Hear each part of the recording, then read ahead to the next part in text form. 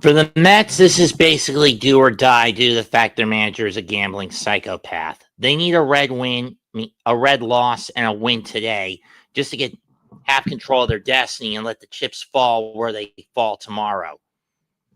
Lose and a red win tonight, and the Mets' playoff hopes are basically gone. And all because Mendoza chose to be a gambling psychopath this year.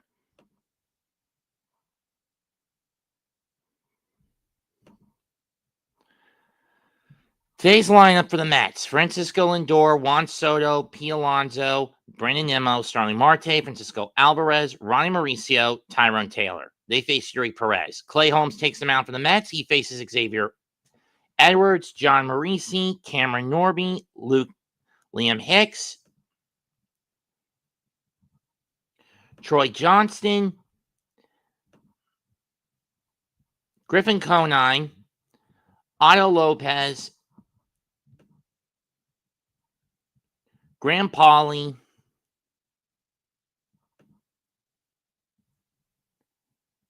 and Heribert Hernandez. Is it Cameron Norby? No, Connor Norby, excuse me. And Jacob Marcy, excuse me.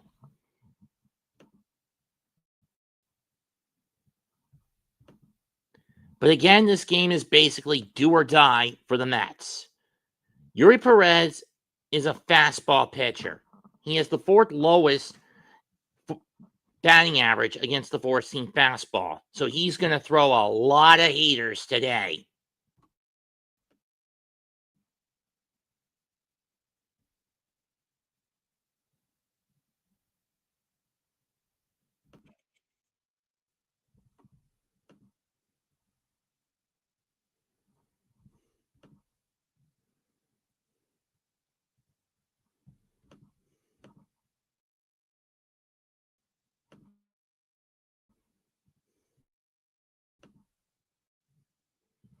Little to much, Carlos Mendoza goes into overkill psycho gambler mode today and tomorrow. Granted, if the Mets win today and the Brewers win tonight, he may go into full-blown gamble and put Brandon McClain on the mound Sunday on 4 days rest. You can't really trust David Peterson. Sean Manaea has been crap as a starter.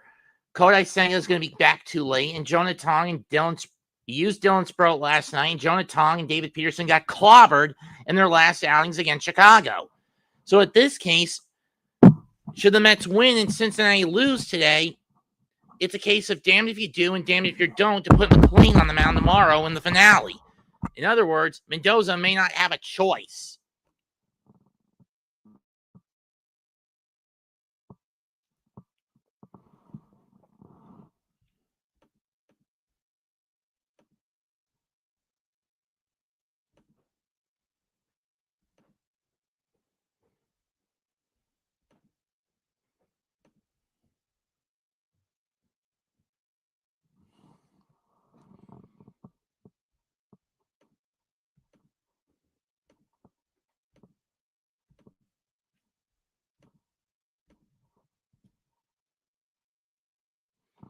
Knowing most of the guys, they're busy doing college football games today.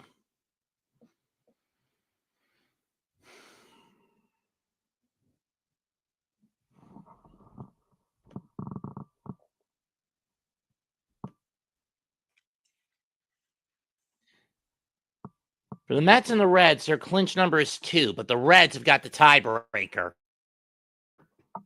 Because again, Mendoza gambled a few of the games away too quickly. Too much. And it's why I want him gone next year. And I understand the argument against getting rid of him when the season's over. It shows that the Mets have lacked stability with the man in the dugout. As each of the last 8 years, if you get rid of Mendoza, this is your fourth manager fired over the last 8 seasons. You got rid of Mickey Callaway after the 2019 season. You got rid of Louis Rojas after 21 and got rid of Buck Showalter after 23. Granted, when you look at the former two managers, their second years were steps up over their first years, whereas steps forward when compared to their first years. And with these next two, it's been steps back when compared to their previous years.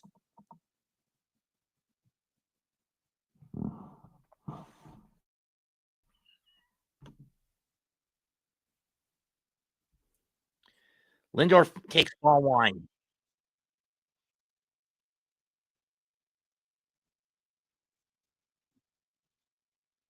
Dumbass.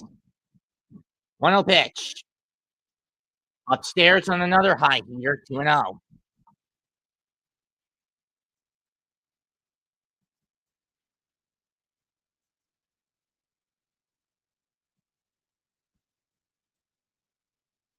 And he goes outside again, 3-0. Lindor last night hit a leadoff homer, but it was not much.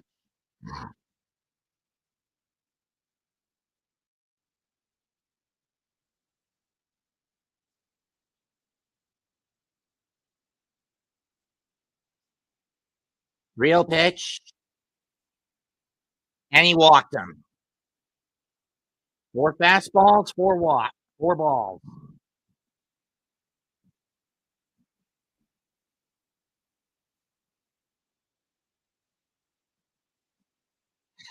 I'm fine, Yassine. Just no riddles today. I'm trying to focus. First pitch to Soto. This time he goes to the slider, and it's ball one.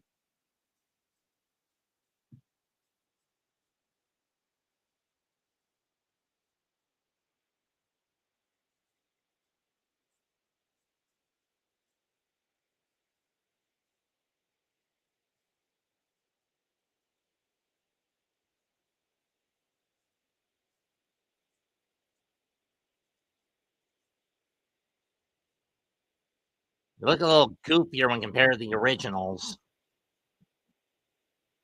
Marlins City Connect uniforms, I mean.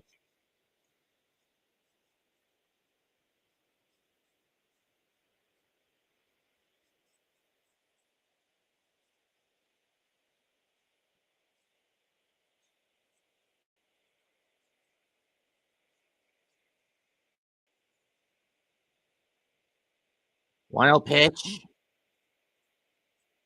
And so it takes the fastball, strike one.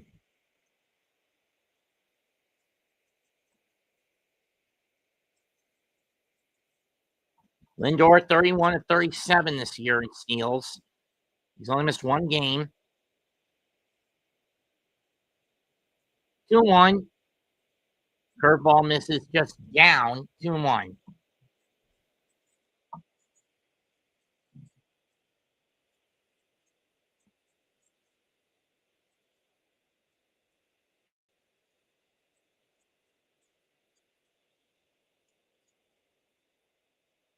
And that's way outside with the slider. 3-1.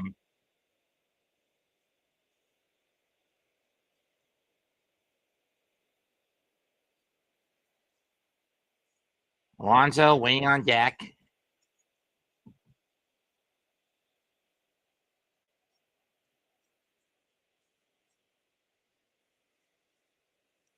And he fouls that one off. Full count.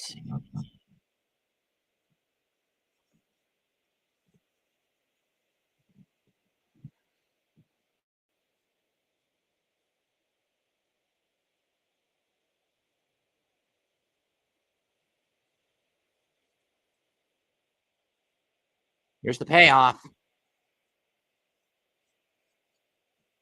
And it's popped up. You son of a bitch. Norby under it. He'll make the catch. Lindor is not going anywhere. One down.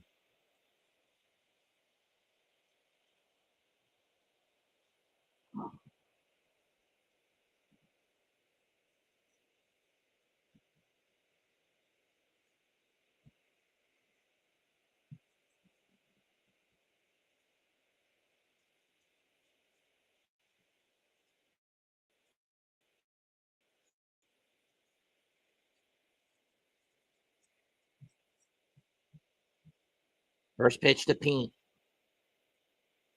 Comes inside with the slider. The curveball, 1-0. Yeah, Mom? What?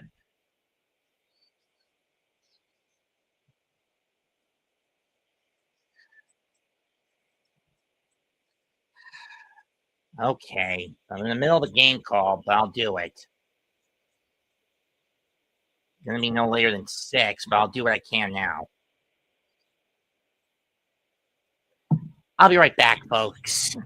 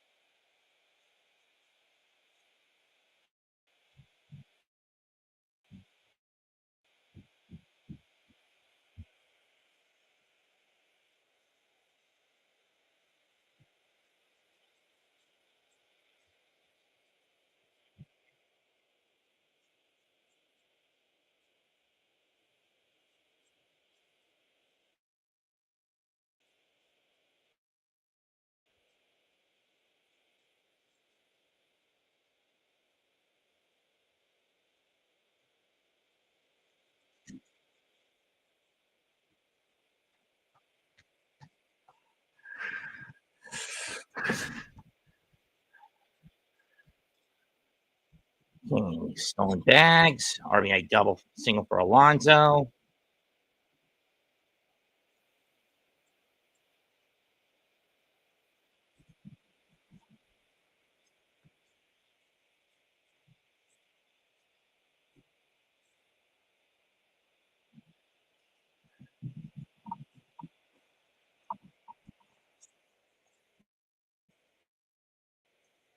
Howard. So Nimmo has a double. Alonso had a single that I missed, and Marte pops it up. Here comes McNeil.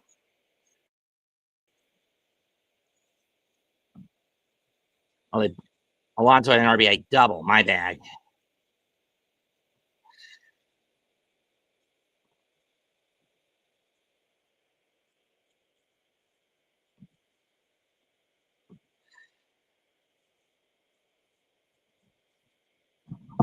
Well, it's been a downturn for him.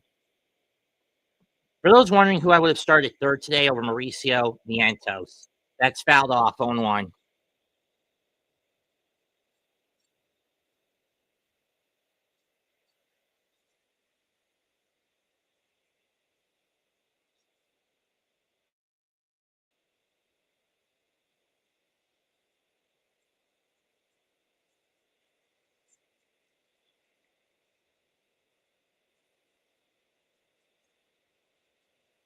I went 2.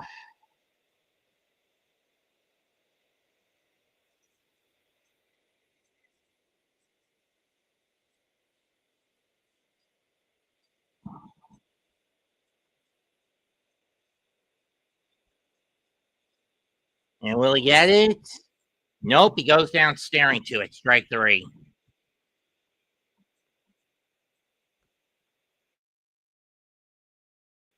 And that is not what the Mets wanted. Sure, they get anything else with it. Half an incomplete. Mets 1 and Miami coming up against a week of fatigued and battered Clay Holmes.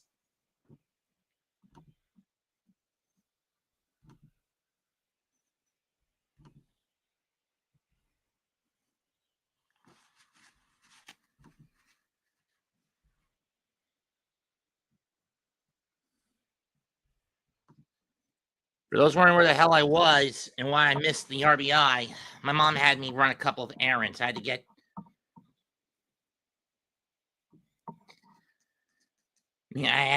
get her, bring her laundry up, and then get the mail.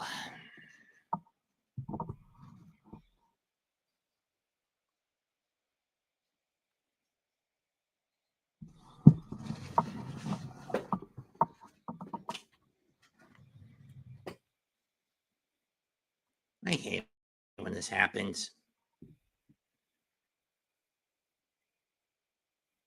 Namely, this thing not charging when it claims it's not plugged in. In other games today, the Yankees now hold a slim half-game lead over the Blue Jays in the AL East with a 6-1 win over Baltimore.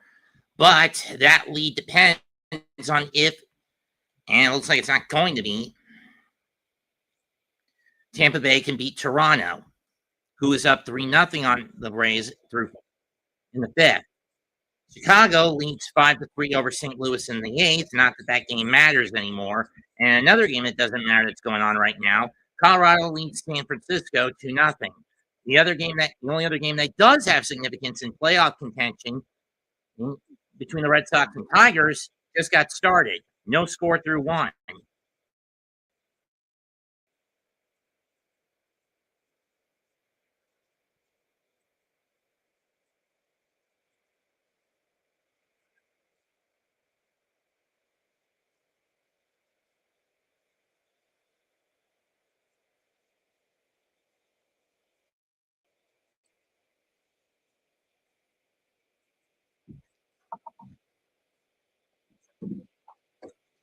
Why not have him start today? Is what I want to know. First pitch is a fourth seamer over the sinker, strike 1. More than likely, he'll gamble on Ross. I forgot about him. Ground 1 right to Lindor. He'll fire the first. 1 down.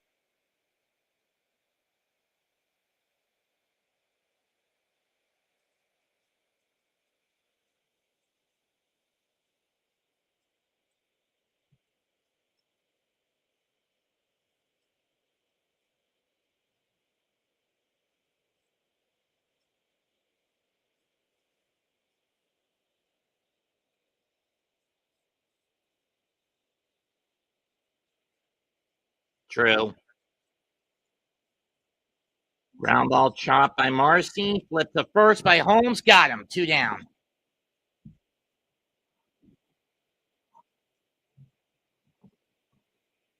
Admittedly, I don't blame Sarbaugh for not sending Pete. Imagine if Sarbaugh becomes the manager of the Mets if Mendoza gets fired. I wouldn't have a problem with it. He's a far more cautious and logical individual. The only downside is you have a guy who's not really qualified to be a manager screwing the pooch next season if that happened. Ball 1.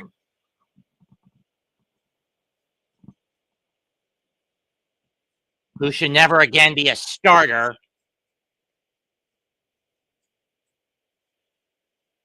With a short Linder under it, he'll make the catch. Side retired. So the Mets get the Marlins 1-2-3 in the first.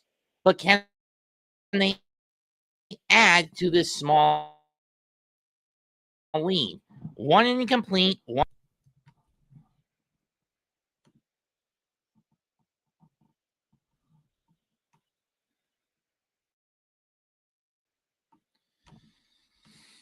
Hi, Addison.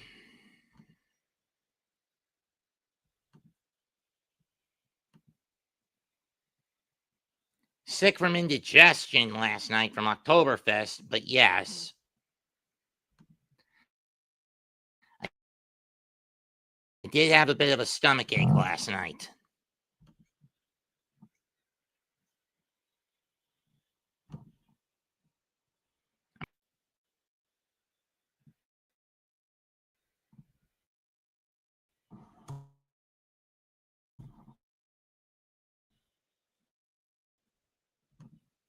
Down your throat as fast as you can.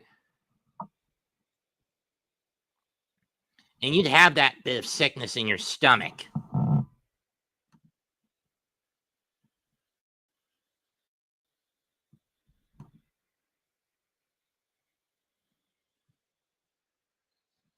It'll be Alvarez, Mauricio, and Taylor due up for the Mets.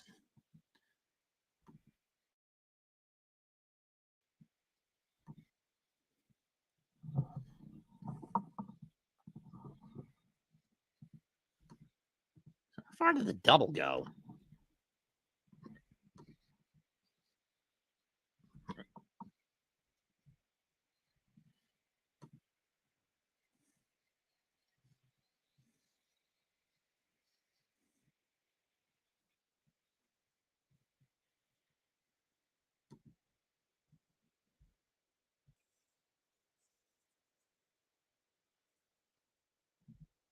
Over Mauricio's head, huh? Okay. It wasn't that deep of a double anyway.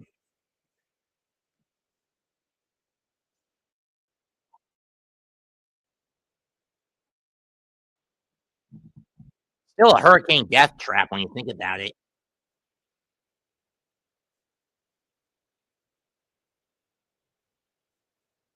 Alvarez takes his batter's timeout. First pitch.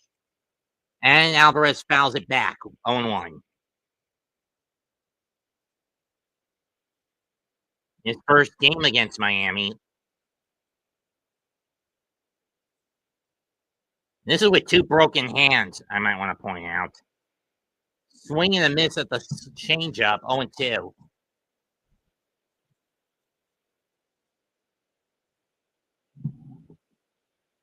One game winner and a damage buffer. That one's outside. I'm referring to his homers that he hit in Chicago.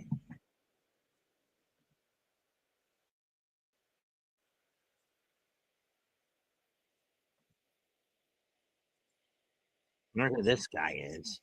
Hello? And tipped into the golf strike 3.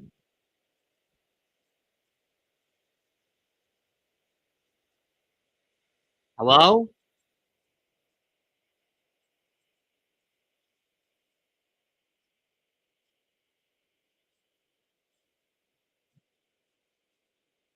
Are you there, Jason? First pitch to Mauricio, and it's a heater. Strike 1.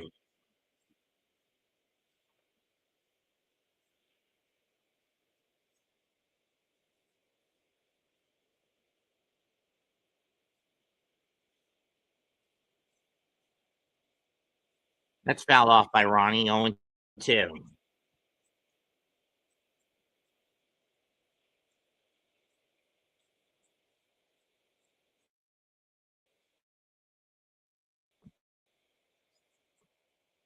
But then again, that's also because Mauricio's leaving him playtime. In the dirt, 1-2.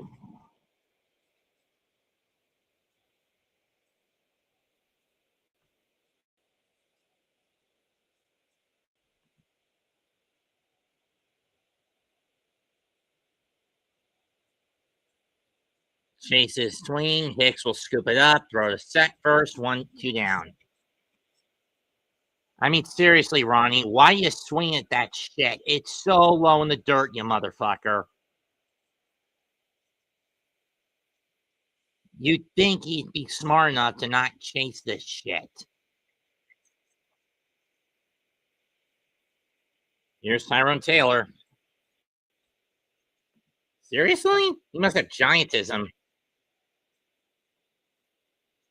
Strike one.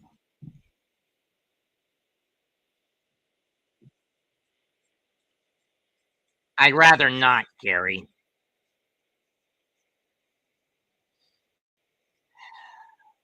0-1 pitch. Taylor rips one. Edwards with the dive. The throw. Got him.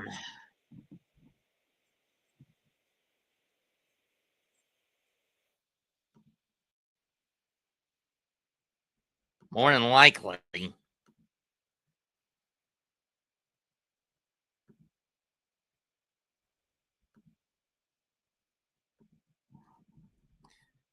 And the Mets go down 1-2-3 in the first. In the second, inning and a half complete. 1-0 Mets. Please don't let this be the same shit as yesterday, Lord.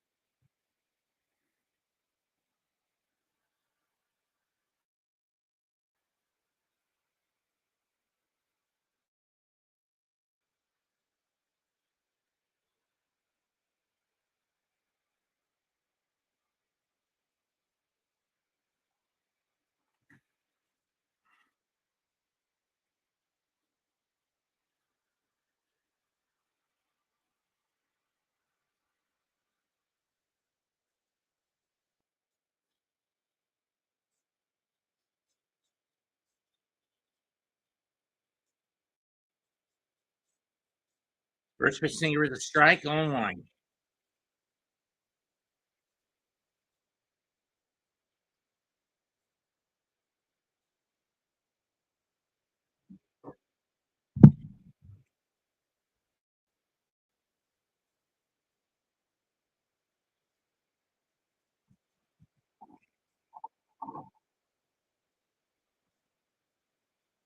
One and one.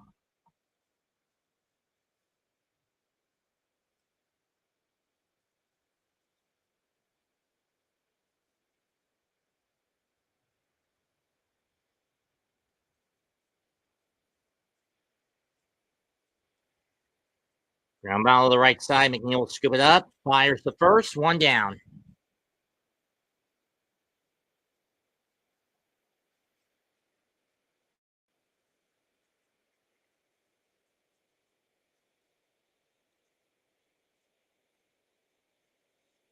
Troy Johnston hasn't had a lot of time. 282, 4 homers, 13 RBIs, but he is 5 for 17 against the Mets this year.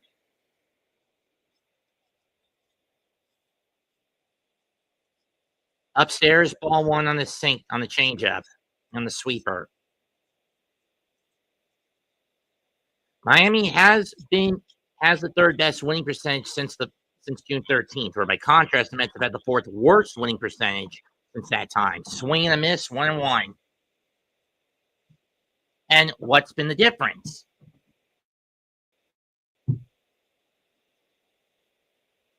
Simple. Mendoza could be done in by his unbearable ego, stubbornness, and gambling compulsion. Kalala, on the other hand, has been consistently in the back end since June 13th, has been consistently more flexible, pragmatic, and victorious in the games he's pitched over the last 94. He's managed over the last 94.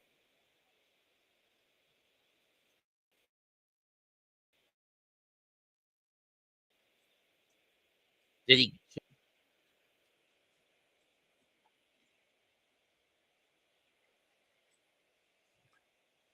And there is Stowers.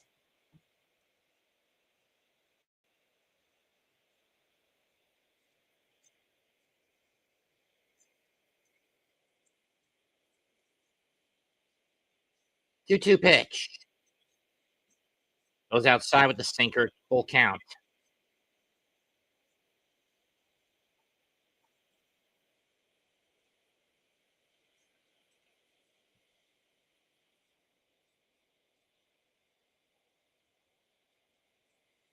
That's fouled off, and we'll do it again.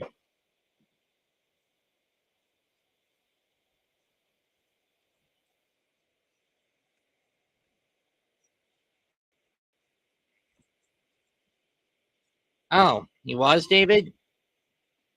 Send him my way. Swing and a miss, strike three. If he has a Twitter account, paste him this.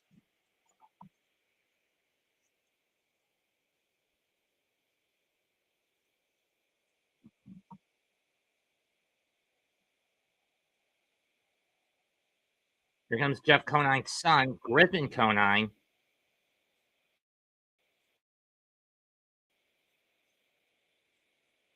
Ball one.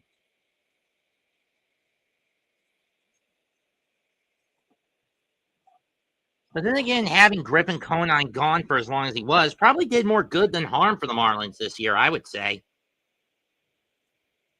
Strike one on the curveball, on the sweeper. And I only say that because, let's face it, this is an OG kid. Griffin Conine is an OG kid. For those not familiar with their Marlins history, he's the son of Jeff Conine. Pops this one left. Nimmo's under it. Inning over.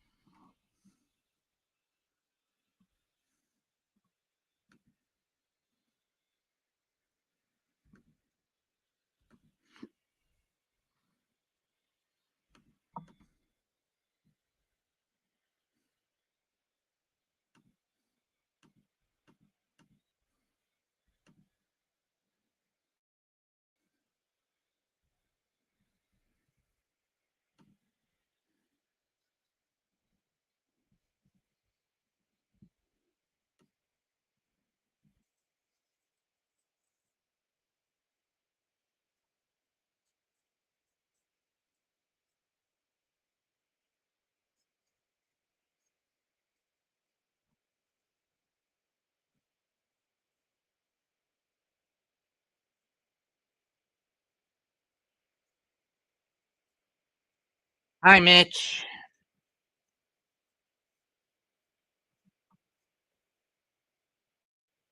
And the New York Reds lost tonight to have a shot.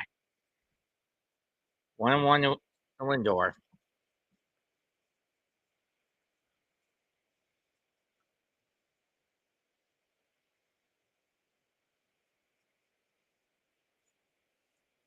One, two.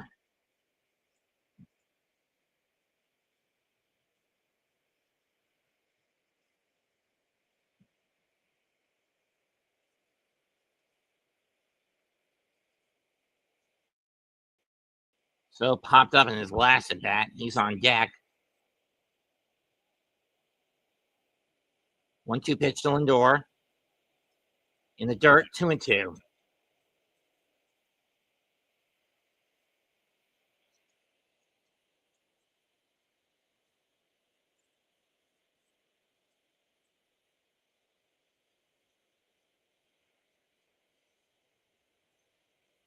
Got him swinging.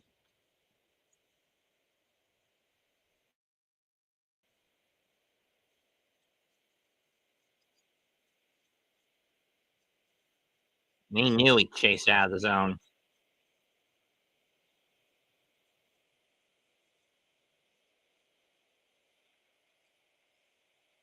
Soto up next.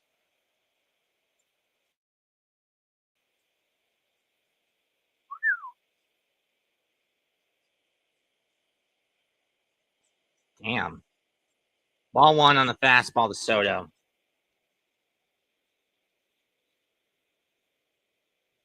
Hi, Daniel Berry. No, I did not.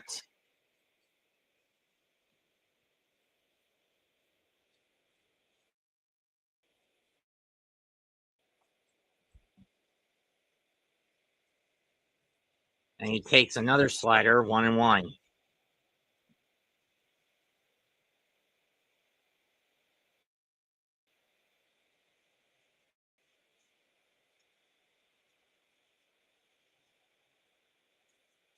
Two on.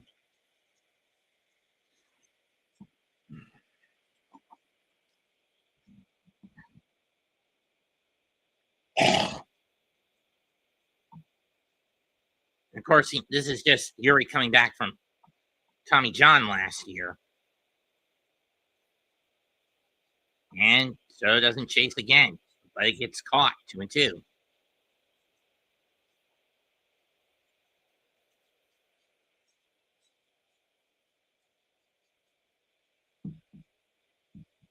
Fuck. 2-2 pitch. Upstairs, and we got a full count.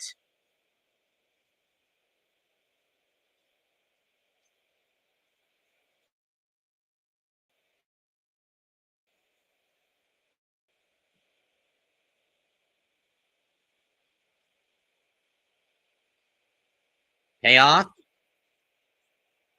So fouls it off into the seats behind the plate. Do it again.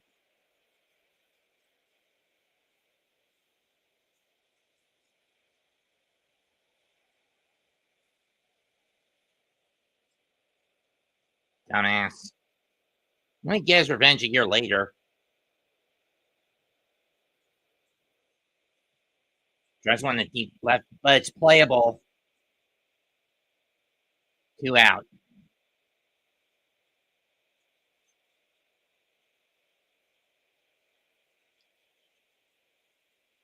So let's see how this happened.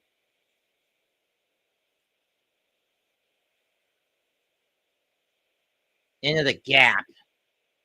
That was over the head.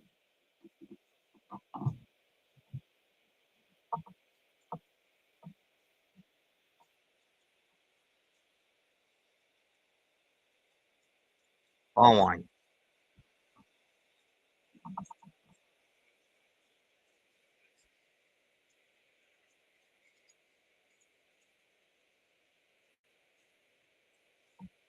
One 0 pitch. This time it's a slider. 1-1.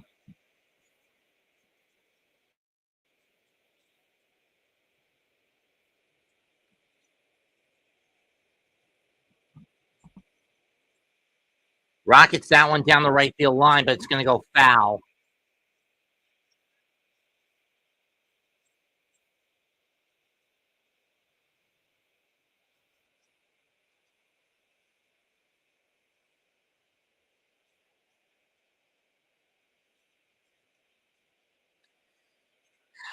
Two, 1-2. Upstairs, 2-2.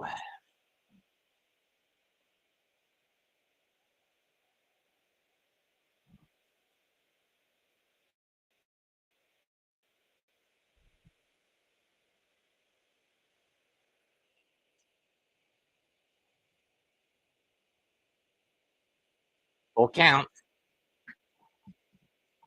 Sorry, I got hit from my wrestling first.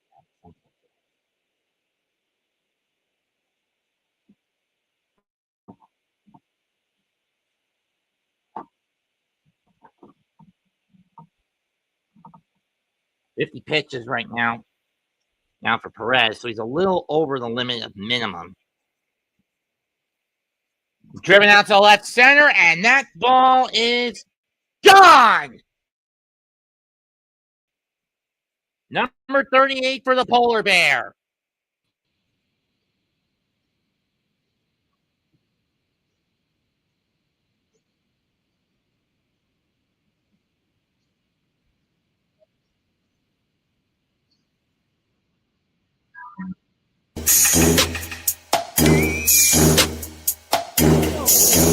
And so gets up the deep center track near the wall, and it's out of here.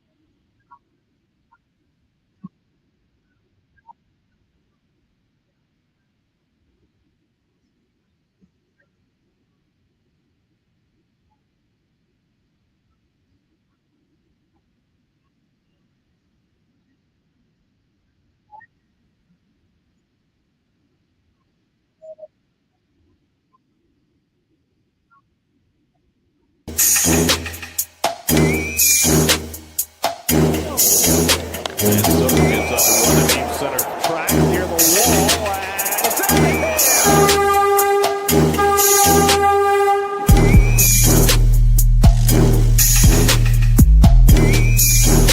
Time and ahead, 0-2.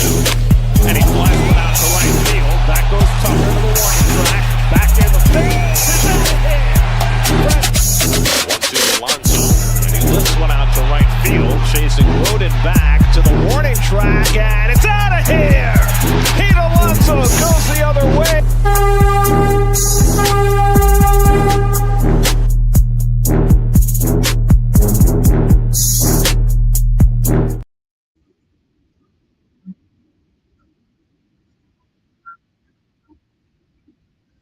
Anyway, Nimmo goes ball, foul, strike. 1-2 pitches upstairs, 2-2. So who are you, the thrashing?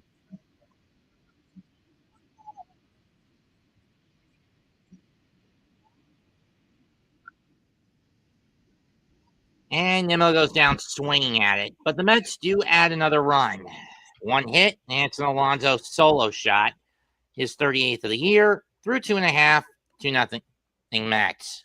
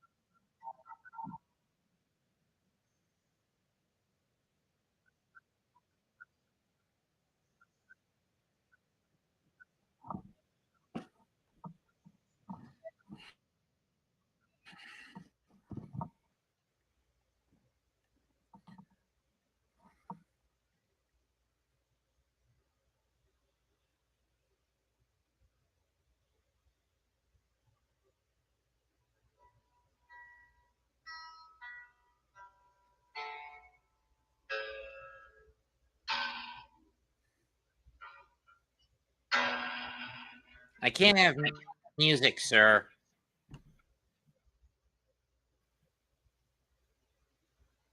Maybe you can pop that hemorrhoid out of your ass and maybe you'll find it the other way around, Sonny. Should have known it was you, Beast Breaker. Sorry, kid.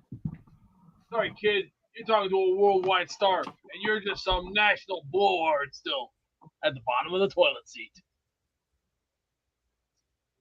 And you are a piece of shit troll who would be better off digging a hole for hobbits. Bye-bye, bitch.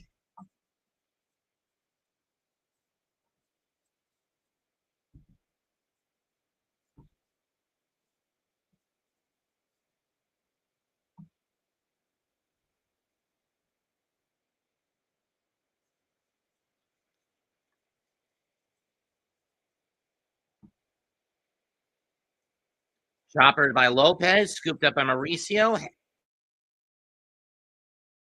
Brief hesitation, but he got him.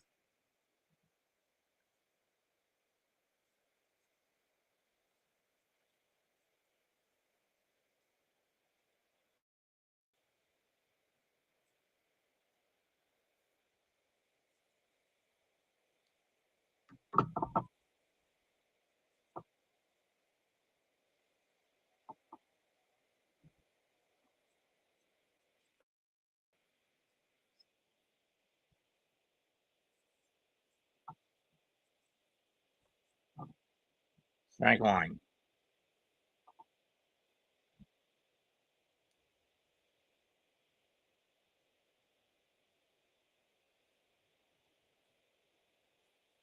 Popped up by Paulie. Lindor's under it in front of second. 2 down.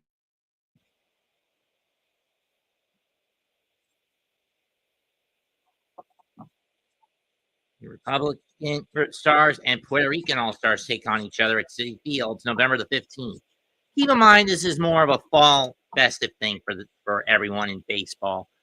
Though we are going to get the World Baseball Classic in 26. Edwin, please don't play in it this coming year. Here's Gilberto Hernandez. Ball one.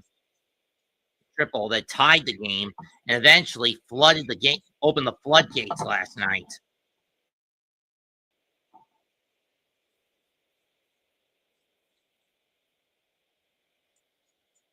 2-0.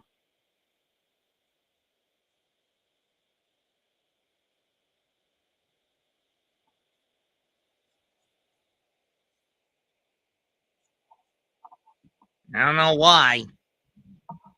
2-0 pitch. Strike one.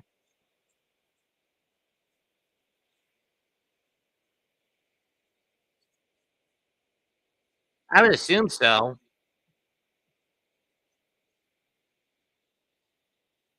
Three and one. This time he goes sweeper.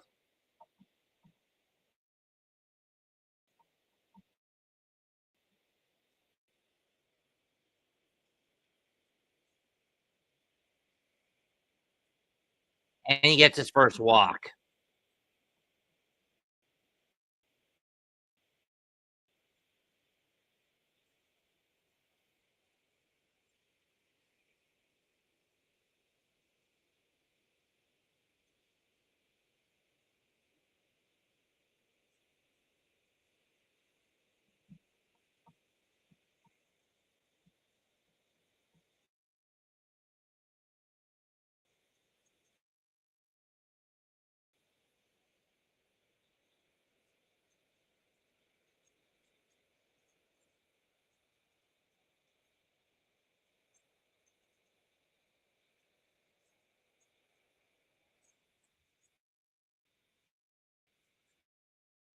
Chopped foul by Edwards on one.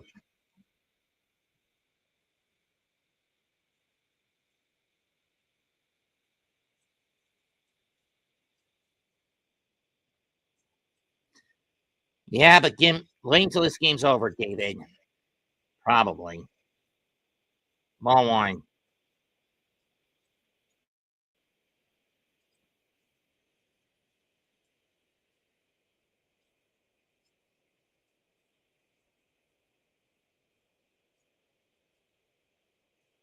True. 1-1 pitch. Rifles one through the hole. Base hit.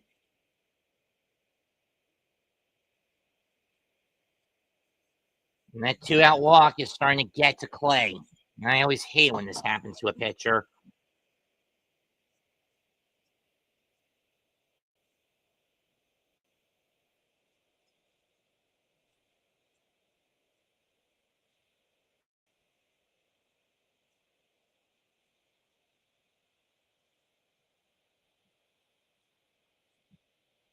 What are you waiting for, Mendoza?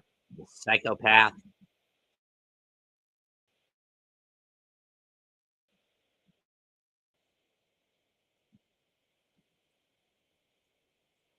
He's a sweeper that just catches the edge. 1-0-1.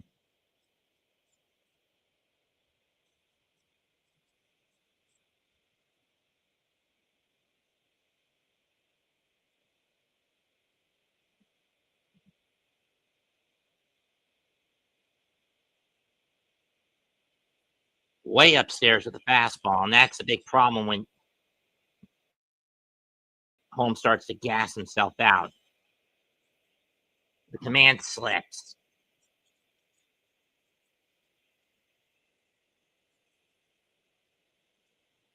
Go to the phone, Chip.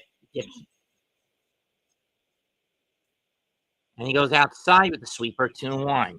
Hey, Mendoza, you moronic psycho. Get someone up in the pen, damn it. Piece of shit that he is.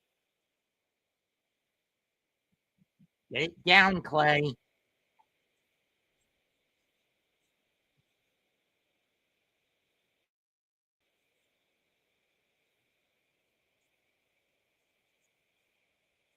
Got him! Nice play, McNeil, to throw out Marcy. But it barely gets there.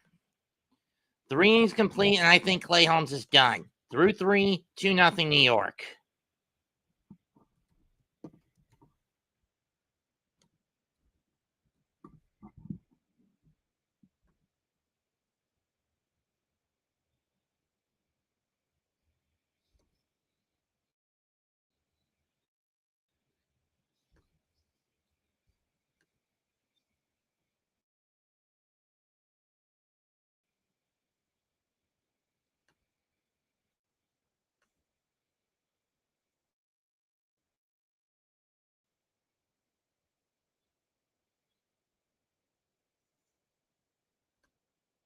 Nah, Jose doesn't use his messenger anyway.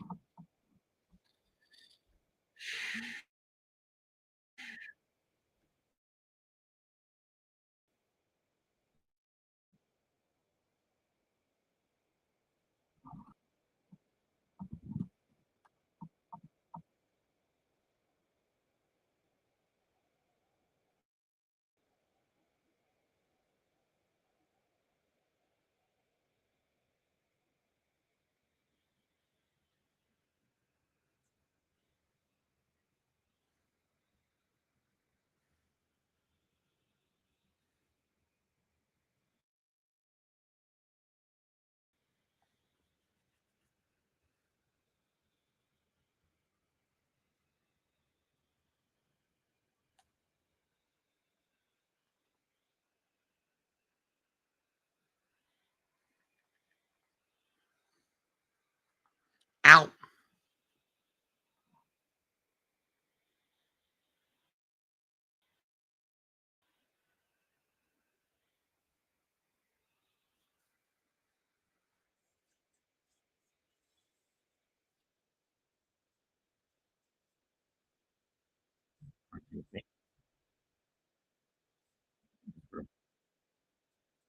For a ball, 1-0 on the sweeper by Yuri Perez. Makes another sweeper, but this time he doesn't even swing at 1-1.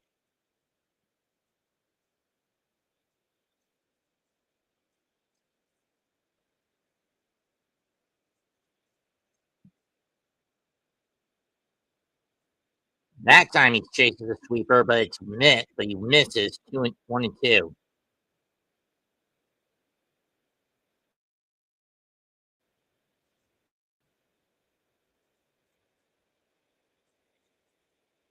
Swing and a miss. That was probably the most lazy and uninspired at bat by Starling Marte.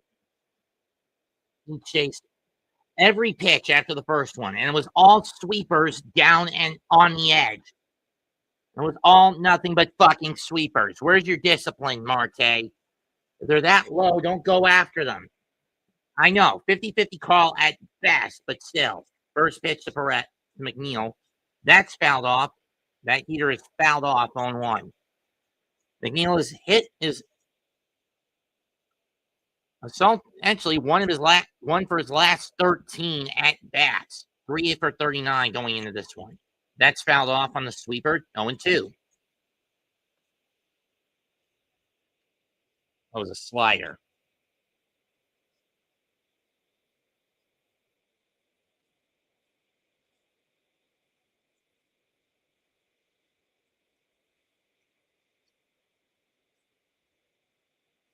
St. Louis he's talking about. 0-2. And he does hold up. 1-2.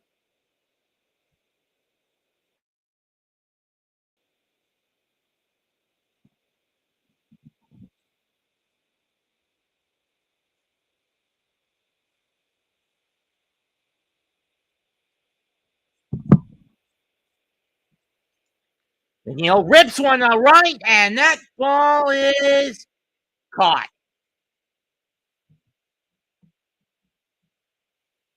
So close.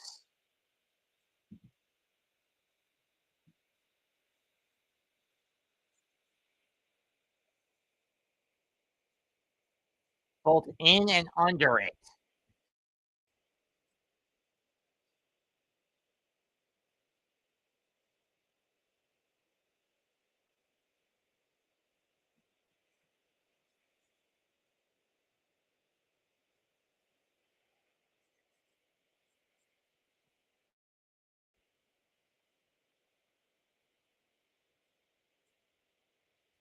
Misses with the slider. 1-0.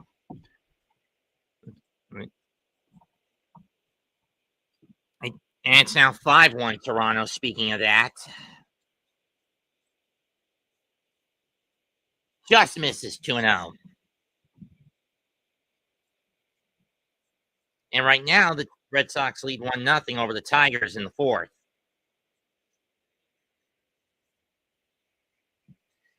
So the Cubs are guaranteed to host San Diego. So we have one wild card match set up in the NL. 3-0.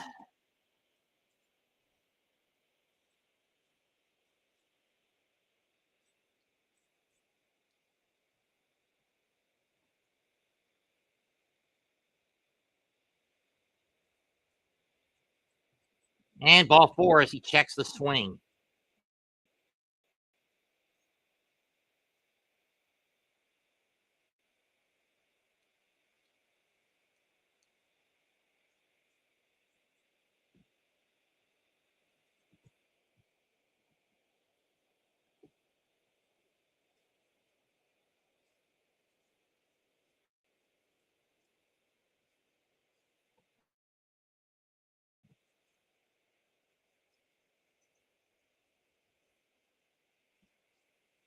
Change up, strike 1.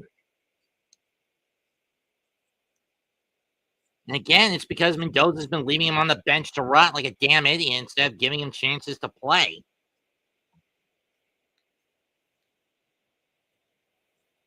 One.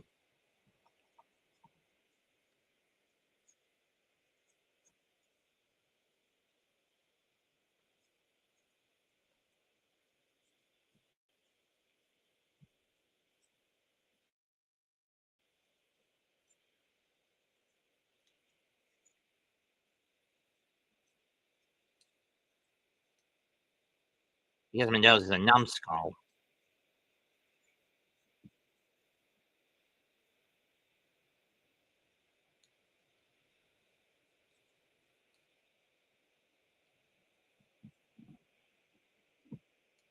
I blinked. What happened that Alvarez is complaining about a no balk call? I don't know. 1-1 pitch.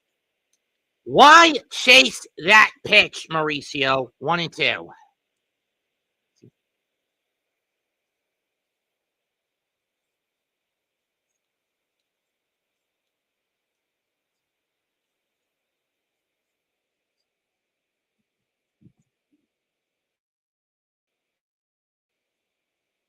1-2. And the dumbass chased again. This is why it should have been Vientos, not fucking Mauricio in this spot. Just a little bit of me that's Slytherin is rearing its ugly head, i.e. the side that demands logic.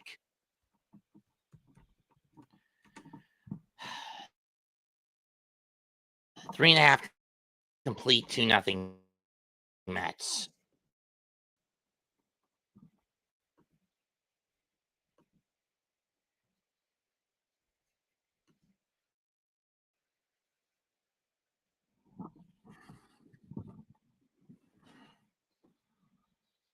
I mean, seriously, Mendoza, I get wanting to give Mauricio playtime, but if he's going to constantly fish after everything that's low and away, why put him in? No logic.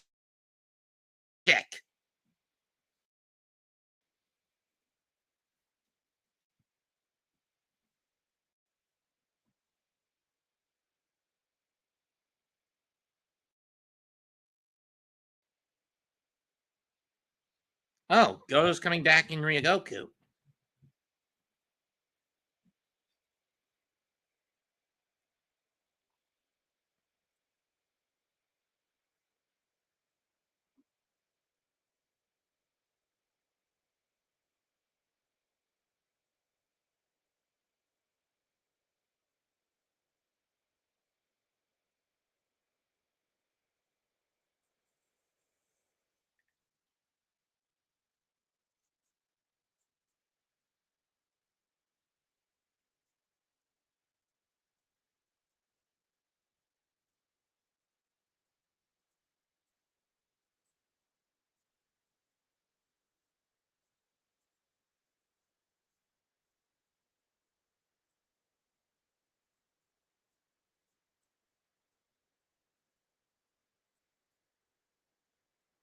Pitcher gambling.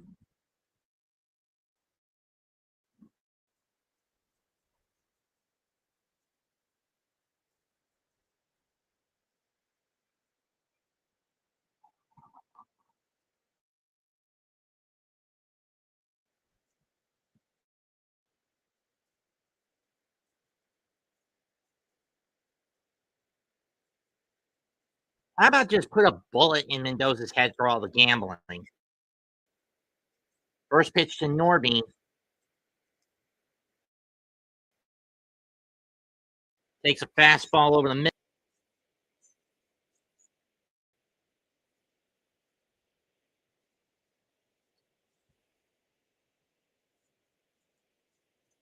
One and one.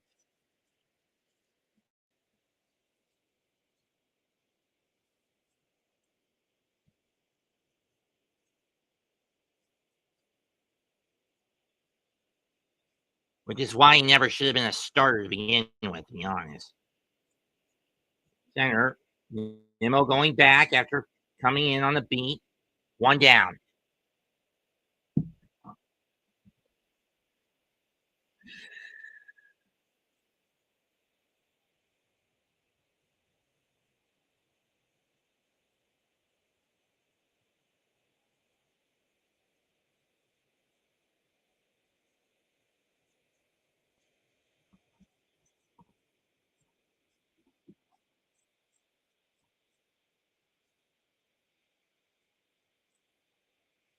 Hicks takes strike one on the sweeper over the middle. Two big games on Fox tonight. The Cleveland Guardians against the Texas Rangers. A win for the as the Red Sox are beating the Tigers right now. A win for the Guardians. They can take the Central lead back. Ground ball to McNeil. 2 down. On the other, as Texas is already out, and all they can do is play spoiled to the Guardians if they can. By contrast, the other game is Cincinnati against Milwaukee. I need Milwaukee to beat the shit out of the Reds tonight to at least force do or die for both the Reds and the Mets tomorrow. If baseball is as scripted as some people say it is. Here's Troy Johnston. 1-1.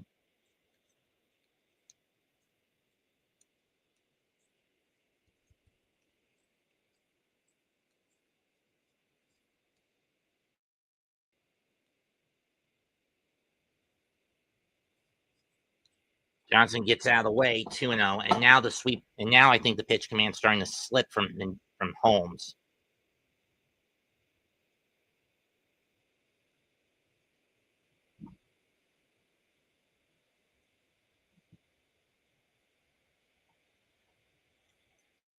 Two and one.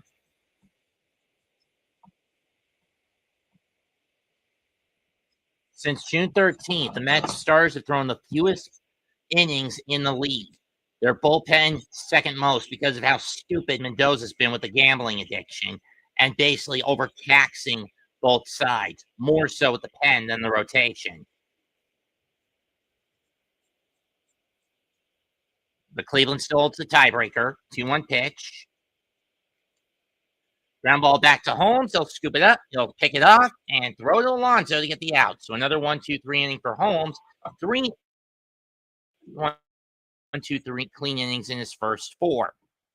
And clean 1-2-3 innings through his first four. 2-0 New York going into the fifth.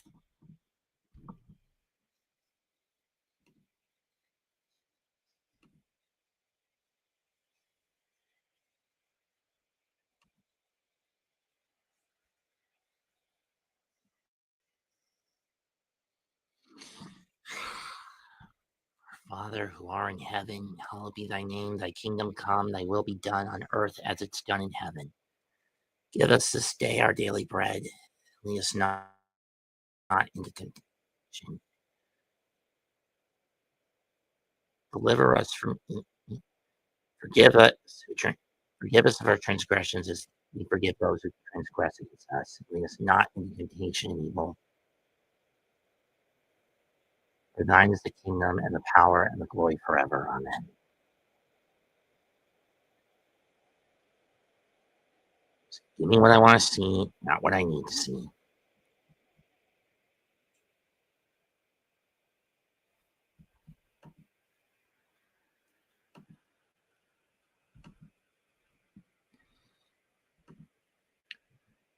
Mets will send Taylor, Lindor, and Soto to the plate in the fifth.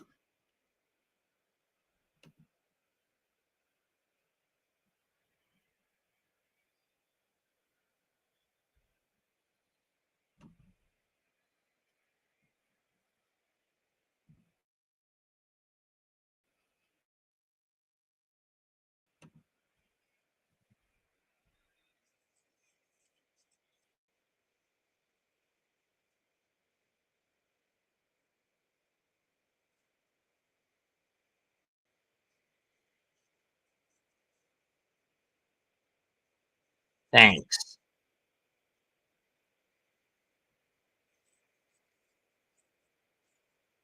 David Peterson getting ready. Tyler Taylor leads off, bluffs a bunt, and takes a sweeper for strike one. Harris has struck out 7 through his first spot, 4, but he's given up 3 hits, 2 of them to Alonso. Strike 2, that one a changeup. This season, when Tyrone has started, he's 48. The Mets are 48-37. When he's been out of the equation, 34-41. And he goes down chasing a sweeper, chasing another breaking ball. Seriously, guys, where's the plate discipline, huh? You're basically laying Perez off the hook like you did Alcantara last night, you dumbasses. Third time through the batting order, Lindor's up. He's walked and struck out.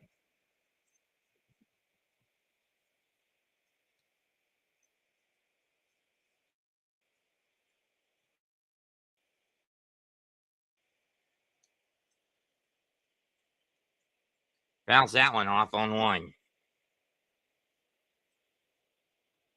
Oh, it's Clayton McCall. Okay. Who's done a good job in turning this team around this year.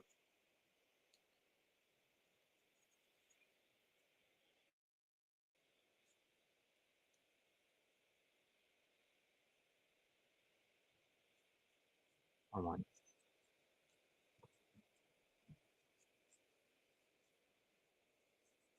It's for the Dodgers.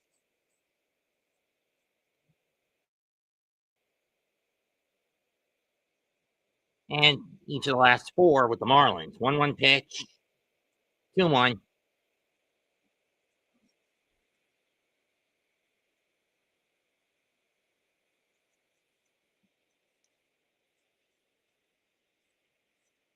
Two of them in the leadoff spot.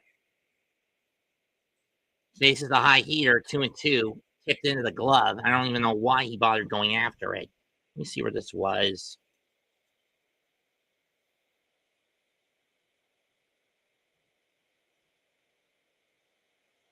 Soto waits on deck. Bounces into the dirt, full count.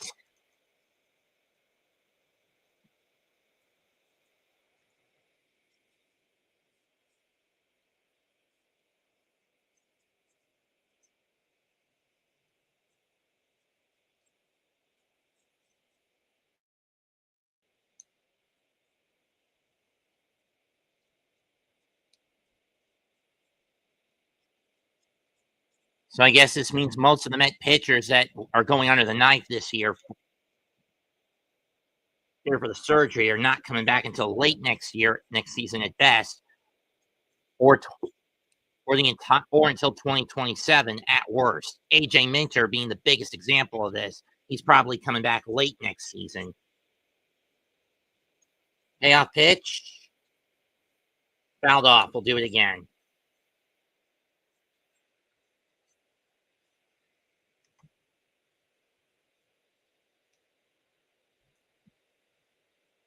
Yeah, it is rare that Miami gets a crowd this big.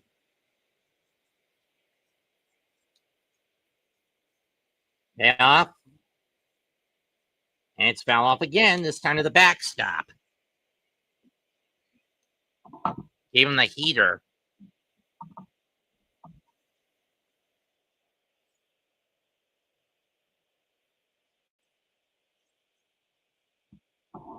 I don't know. At 83 pitches, Gary. And he fucking chased a down and in sweeper. Down and away sweeper. Again, discipline, you dumbasses. Don't go after those pitches.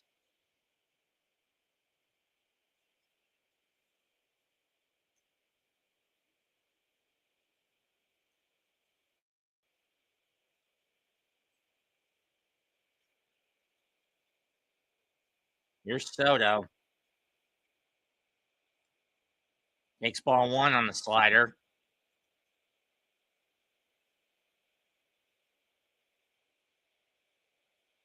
Yeah, unless they chase.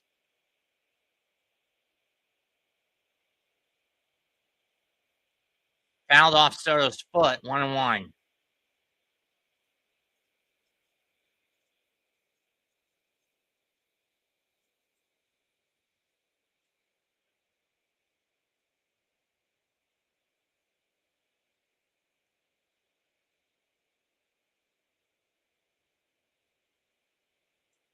One and two.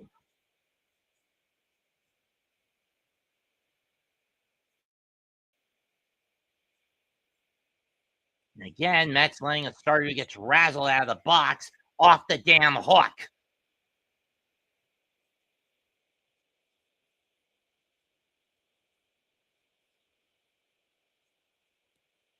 You sons of bitches! Stop chasing the low away shit!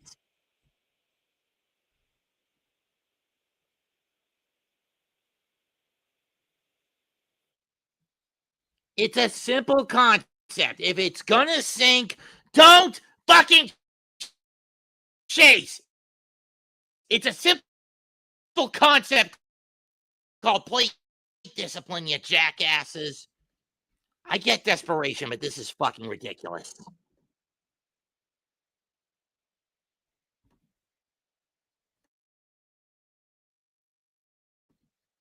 Concept!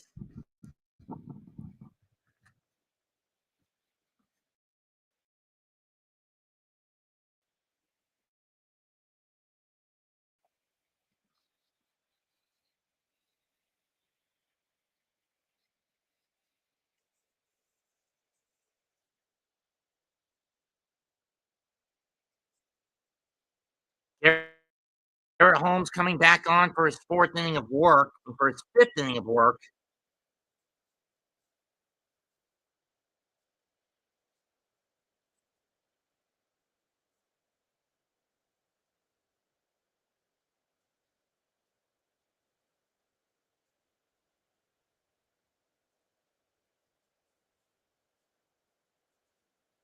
How much do you want to bet he's going to screw the pooch because Mendoza's a gambling numbskull?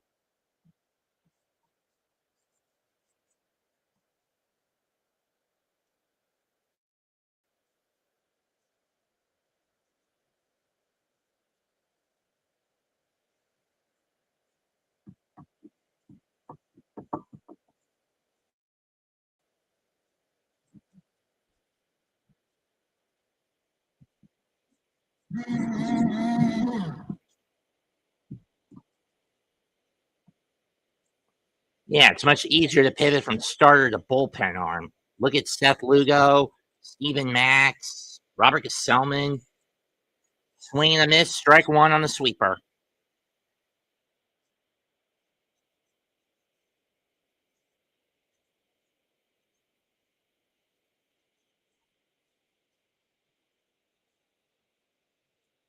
Got him again with the slider and with the changeup. 0-2. Yeah, and yet in recent games, he's been throwing nothing but sinkers and sweepers. Something I've accused Mania of with his 4-seamer and sweeper combo. That's outside. 0-2, 1-2.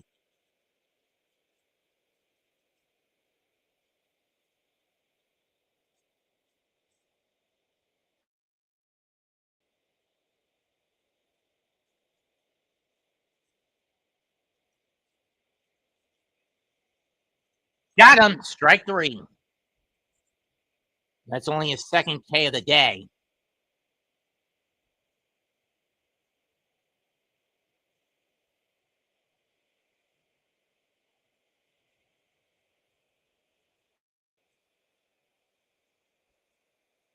Murdog, I sent you the link. You want to come in?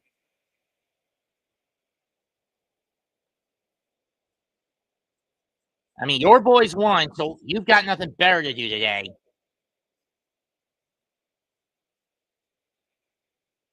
Strike 1.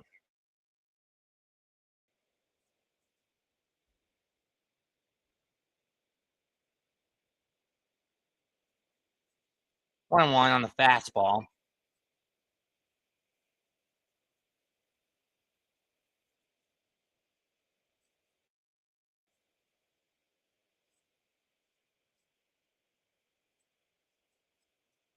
That's fouled off on the breaking ball, and it comes off Edwards' foot, or Lopez's foot, excuse me. 0-2, 1-2.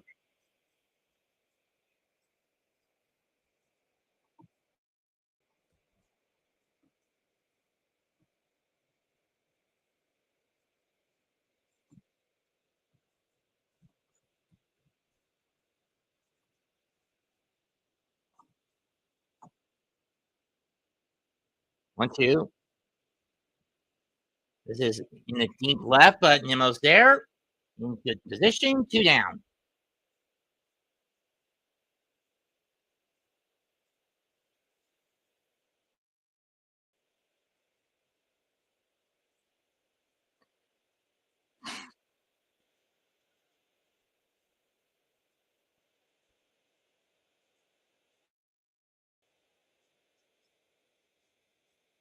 Yeah, today he's been throwing cutter, mostly the 2-seamer, and only a quarter of the sweeper, but he's been bouncing his cutter, his slider, and his changeup. Strike 1 on the 2-seamer, 0-1.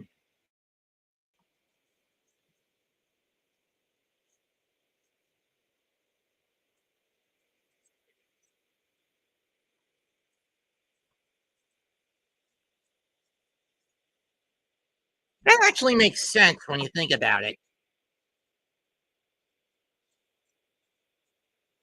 You just mentioned Goofy.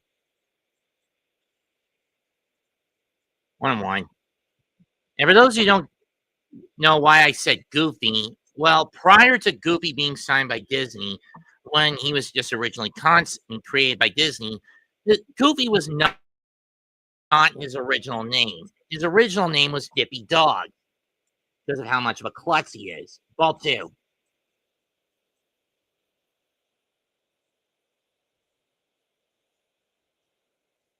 It's Dora, dumbass.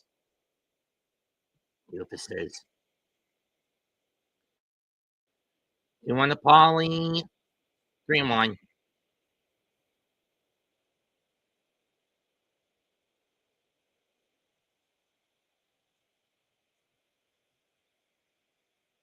Oh, I see.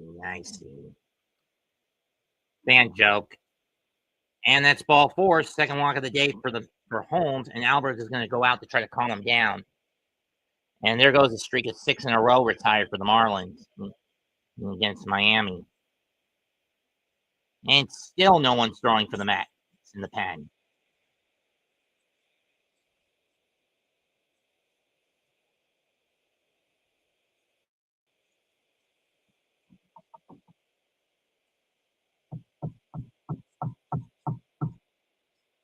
And Hernandez takes a fastball, strike 1.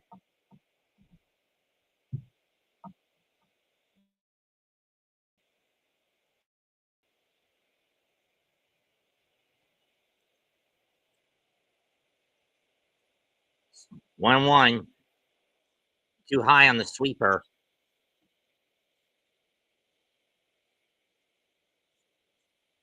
In case of a double or triple. And Alonso hugging the line at first, trying to keep Paulie honest. Not that Paulie's a fast runner, but that said, 2-1.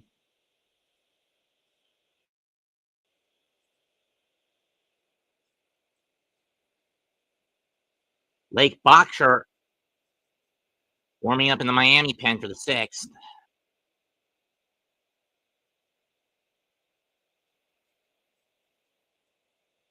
Pickoff attempted first. Paulie's back.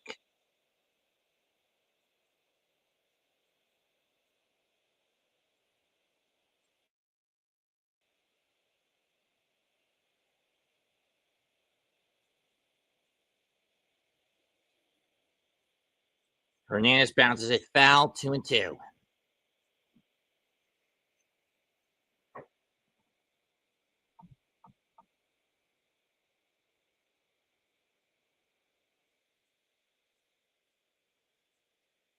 I'm not really sure, hold on. I would say Piazza, since he was the one I grew up with most as a kid, or Rayo. One of those two. 2-2 pitch. Pop it up. Is Mauricio going to get it? Did he catch it? Off the netting.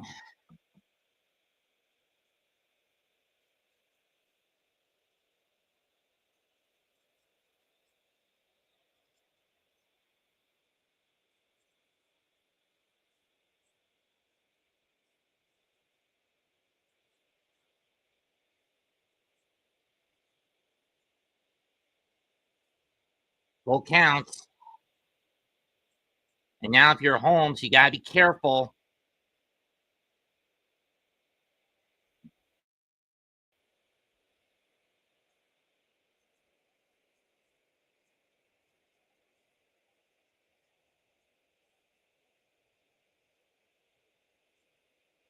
Ball 4. And now Holmes is in trouble.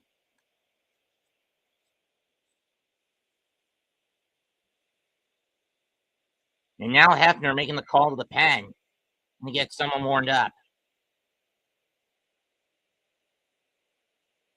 Who's it going to be? It's going to be Dylan. It's going to be Brooks Raley.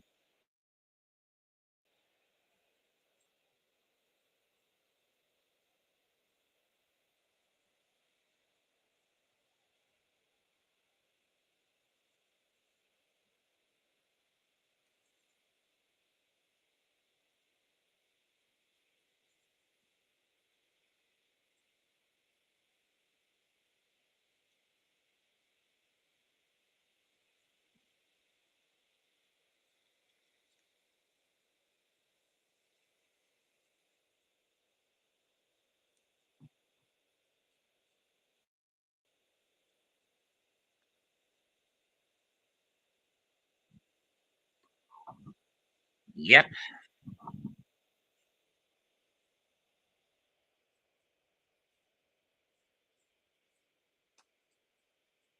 And he takes it inside, ball one.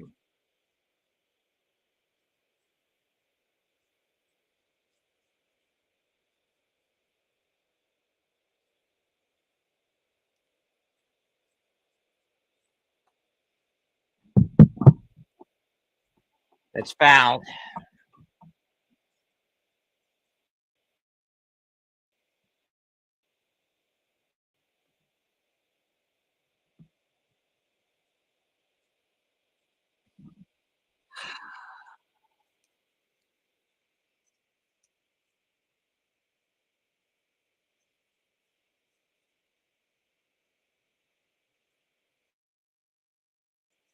It's on the ground. McNeil will scoop it up, fling to Alonso, and Holmes dodges a bullet. Hi, dog. Tell little brother. What do you mean? I'm telling you, Holmes dodged a bullet there. What do you mean? My boys won, so I have nothing to do today. You know I have nothing to do today. Well, I'm just saying, Yankees won. I didn't see you call it, so I figured. No, I know. I wasn't calling today's game. Granted, Toronto's about to win again, so it all comes down to tomorrow. Yeah. What a shame. What a shame. Even if both sides win, Toronto gets the tiebreaker, and the Yankees host Boston for 3, and that's a nightmare matchup for them lately. Well, those 3 are locked in. It doesn't matter if it's the Yankees, Boston, and Toronto will be playing each other. They're all locked in. So it just depends if the Yankees or the Jays win the division. Mm-hmm. If it's the Yankees, then right. Boston has to go to Toronto. If the Jays win, they go to New York. I already know that. It's locked in. It's Chicago against San Diego.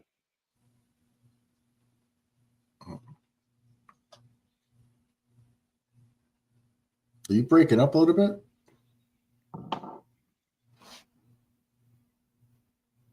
Are you breaking up a little bit? No, that's the web player. Later in the commercial, the whole commercial break in process. The whole commercial break in progress bullshit. They don't air the commercials on the MLB TV player No, I know. Close to get back into the game. No, I mean you cut out sometimes. No, it's the mic. Sometimes. Oh, okay. I mean, no. So be careful. No, with the mic, it's been a little more stable. Okay. So you guys are up 2-0. Alonso to lead off the 6th. He's had one on a P. Alonso double in the first, and then the 3rd he got a solo shot. Who hit the solo shot? Alonso. Okay. First pitch from David Perez. Podan asked you a question. Who's your favorite Mets player of all time? Did you answer David Podan? It's either Piazza or Ordonez. Ordonez. Yeah, it's either Piazza or Ordonez. I can see Piazza. Ordonez, though. I can't even say his name right now. Well, he was a defensive wizard. Yeah, but I mean, he was a mediocre player and only for a few years. He was like overrated. He was supposed to be a wizard, but he wasn't.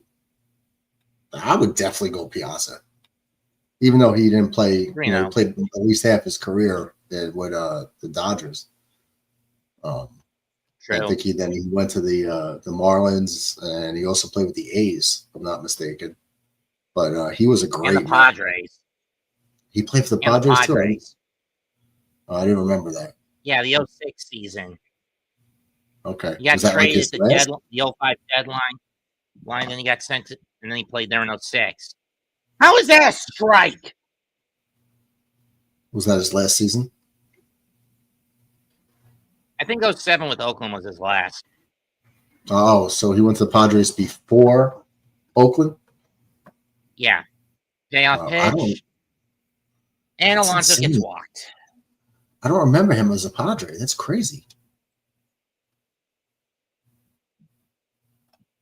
Wow, that's nuts. Okay. I think Nimmo will be the last batter for Yuri Perez. Mets, do you Given know the that fact I'm sorry, go you're ahead. saying, Well, I was you just first. going to give you a fun fact. Like, do you know that even as a Yankee fan, I was able to wear a Mets World Series ring? Really? Mm-hmm. Oh, Tigers in front of Boston 2-1 now. Cleveland plays Texas later. 1-0 to Nimmo. Is Addison still here? He left a little while ago. And Beast Breaker stormed in here for a bit, and I told him off. Oh, he came in? He got a balk call. They missed one earlier. They didn't get. No, Beast Breaker. Yeah, he was playing his guitar. I told him no music, and then he basically tried to diss me, and I basically told him off. I'm going to have to broker the peace between you two. I've already banned the son of a bitch. Don't ban him. Don't ban him. He's not like he's not. You Fourth don't position on the clock. 2-0. You can unban him. He's not doing anything bad. We're just, I understand about the guitar playing. He did that on my channel too. We can't like play music in the back. It's not the playing the guitar; it's the music in the background that you can't do.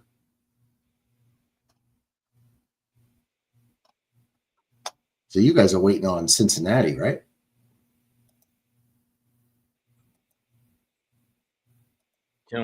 What was that? You're waiting on Cincinnati. What was that, dog? I said you're waiting on Yeah, Cincinnati. but unfortunately, I can't watch that game. Right, but unfortunately, I can't watch that game tonight because I'm doing I'm doing a live react to NXT No Mercy tonight. It's fell off 2-2. Okay. Well, I mean, that's your priority. Tchaikovsky from the Hardcore Sports. What's that AEW pay-per-view coming up? Wrestle Dream, but that's not till the 18th. Okay. So I assume Dakota Kai is going to debut there? Don't know. That's inside. Full count to Nimmo.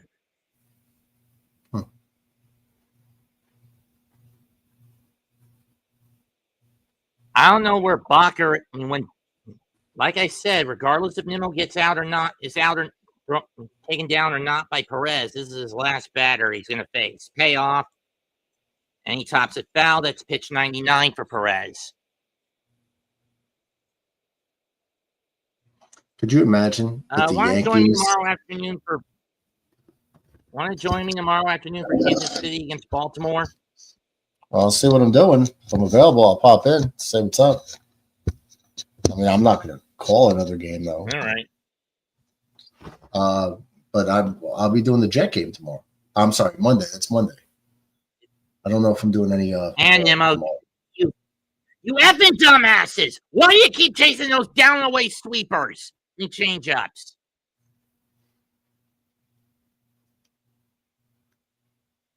Simple concept, Nimmo. Where's the damn plate discipline, guys?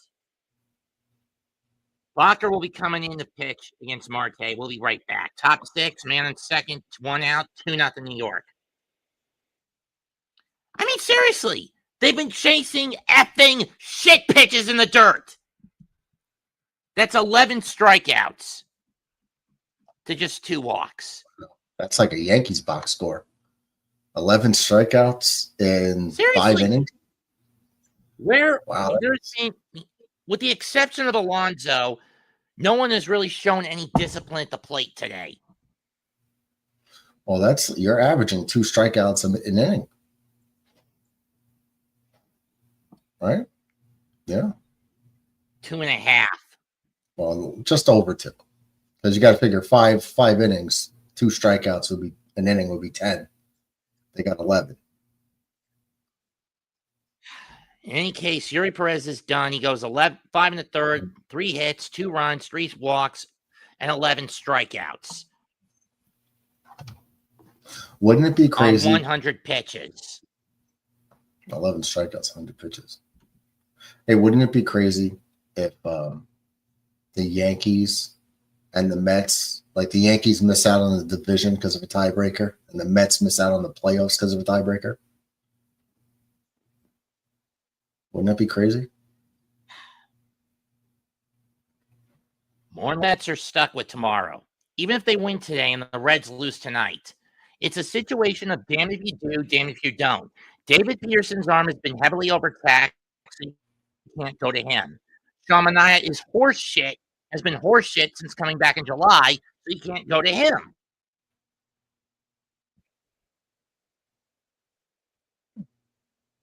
Kodai Senga, it's too little too late to get him back, so you can't use him. You're basically stuck with Brandon McClain tomorrow on the mound if you're the Mets.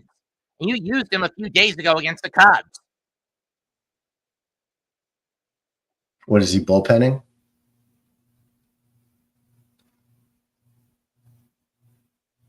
Clay McCullough. This is a smart move, bringing in a guy who throws nothing but off-speed shit. First pitch to Marte. Strike one. I thought McClain was doing good.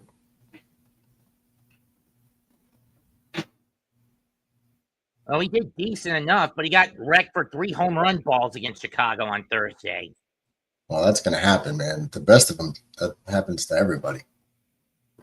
Like, look at what happened yesterday. And don't get me started on Jonah Tong. And don't get me started on Jonah Tong. He's been nothing but a high cheese pitcher, and it's been screwing him over. Last time out against Chicago, he got clobbered. Well, look what happened yesterday with Trevor Rogers for Baltimore. He pitched lights out against the Alonso streaks back to second, throw to first, 2 down. Trevor Rogers was lights out against the Yankees earlier in the year, shut him down, having a great season. Then yesterday he gives up 3 2-run homers in like 3 innings. It happens.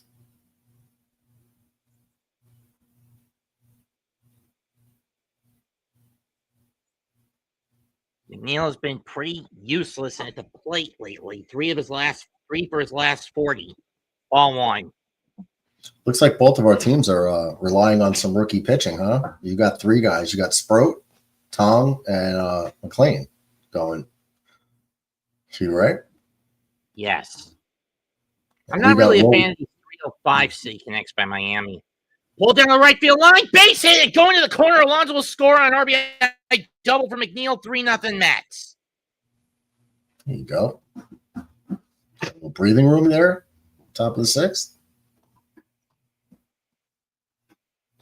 You never know with this team or with a gambling psychopath or a manager.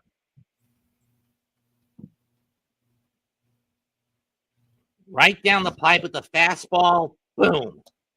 Hold it.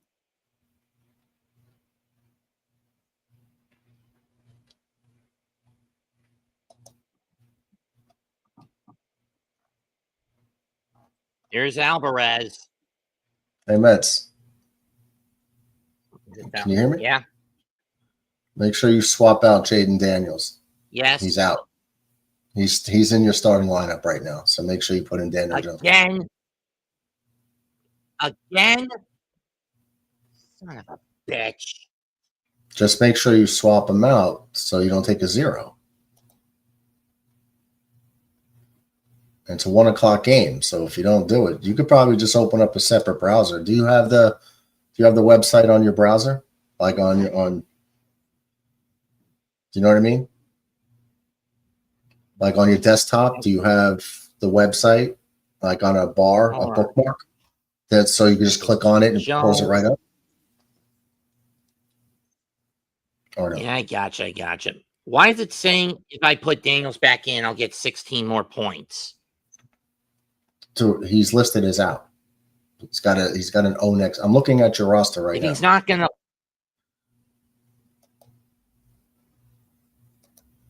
I know is now in.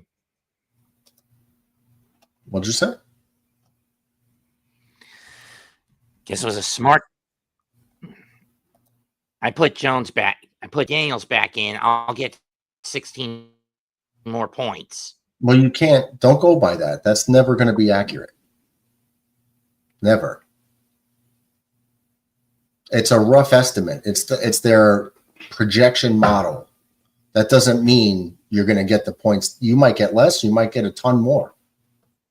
You know, like when guys go off for like 40 points, the model might have had them for 16 to 18. I really don't know how well Jones is going to do against. I really don't know how well Jones is going to do against LA. Well, he's your only other option right now. So, I really don't know how well Jones will do against the Rams. I know, I heard you, but he's your only option. So you're going to have to go with him.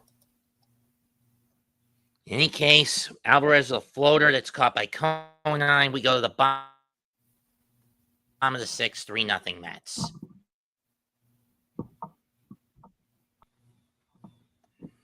I think you got a shot this week, to tell you the truth.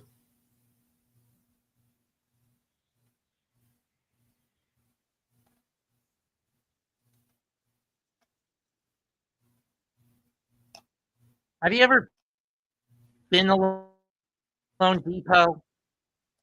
Have I ever been to Home Depot? Lone Depot Park. No. Whose stadium is that? Marlins. No.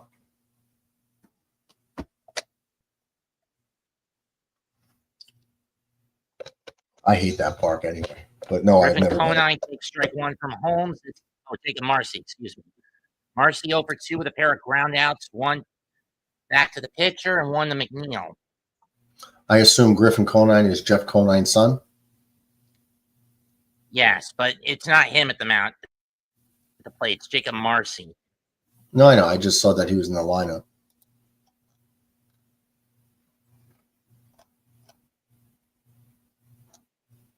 One pitch.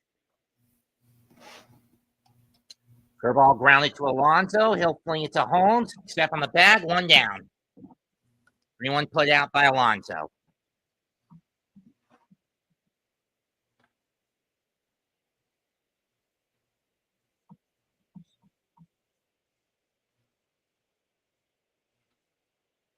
Connor Norby up next. He's lined out to Lindor, and he's flown out to Nimmo. Liam Hicks waits on deck.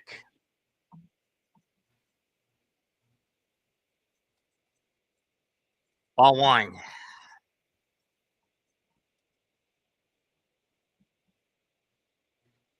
Cubs have locked themselves into that top wild card, so they get home field advantage with their 7-3 win over the Cardinals. Blue Jays hold the tiebreaker still, 5-1 win over Tampa. This is what happened last night. Connor Norby, a solo, a 2-run shot that basically put the nail in the coffin last night. White Sox lead the Nationals 4-2 through 5, 2-1 in the bottom of the sixth. Man on for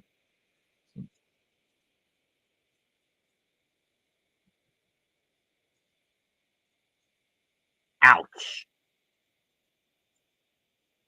But again, when you consider that, with the exception of McLean, most of the pitchers downgraded themselves to 2-pitch ponies. Mania being the biggest guilty party. I mean, you've heard me go off on him, right, Murdog? Mania? Yeah, he's been nothing but a four-seam or sweeper pitcher this year. No. Well, isn't you're Sean a bullpen arm late game? That's only bounces one to Lindor, fires over the first, got him, 2 down. Yeah, but he just came off of you were IR, saying? right? He just came off the disabled Right, list. but still, that's no justification to basically reduce yourself to a 2-pitch spammer where it's easy to tell what you're going to throw. Well, look, I saw Tommy Canley throw 30 changeups in a row in the playoffs. That's absurd. I know. So did I. But I'm just saying, Mania is more than just a four-seamer and a sweeper. He could throw a changeup or a curveball if he wants to, but more often he doesn't. And he's been getting whacked time and time again anytime he starts a game because of that tunnel vision. Well, Next that's because strike one. right, because it's a 50-50 shot. I mean, you could sit on the fastball or sit on the sweeper and take your chances. I'm sure you're going to get one of the two. All you got And to do is sit Manaea on hasn't gotten that through his head yet. If that's more of a mentality for a bullpen arm, 1-1. I mean, if you're a bullpen arm, if you're a two-pitch pitcher, sure, you can get away with that, right? Yeah. I mean, if you're coming in for one inning, but a starter needs to have a very diverse arsenal. right? Usually they have at least 4 pitches. I mean, everybody has a curveball and a fastball, and it should have a changeup, but not all changeups are created equal. So, but all I'm saying, next year, if he sticks around, Manaea needs to remember what brought him to the dance in 24, diversifying the arsenal. 1-2 is fouled off. Because this year, by limiting the arsenal, it's made him a sitting duck.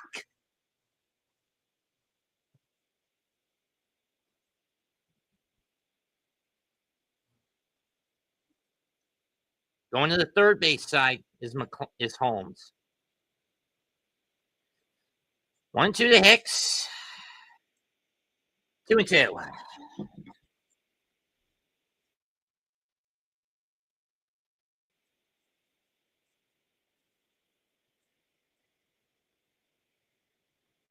In all honesty, no justification for a starter to limit their arsenal like that.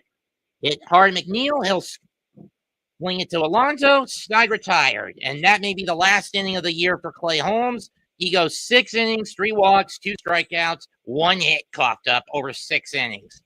We go to the 7th, 3-0 Mets.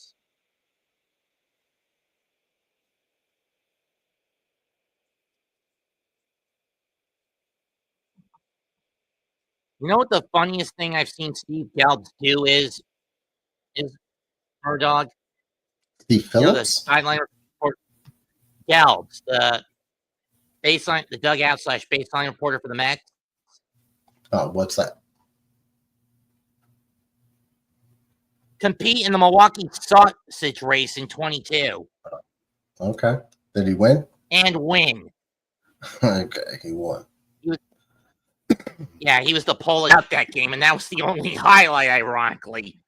Steve winning that race.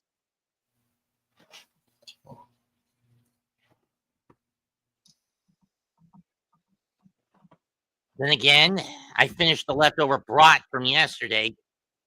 It's Oktoberfest. Did you tell everybody that you won the contest? I told my mom. No, did you tell your viewers? I thought everyone heard it when I was on your stream last night. Yeah, but you probably have different people in here than I have. True.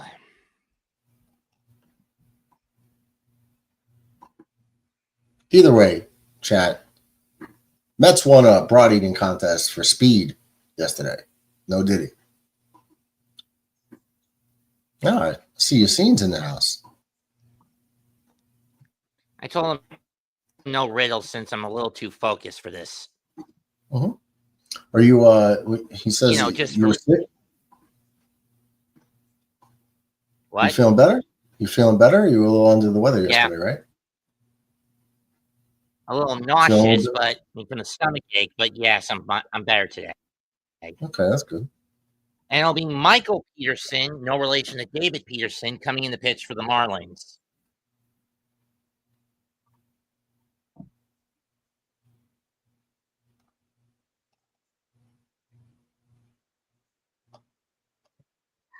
Steven Vientos, not Mauricio in this spot.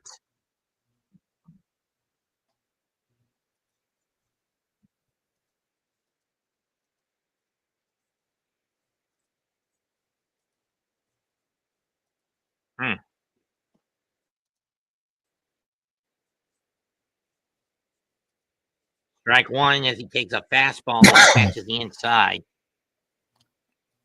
17.1 third, 17 and a third innings pitch, 14 appearances, 4.15 ERA. His 11th appearance as a Marlin. He had 6 as a Brave.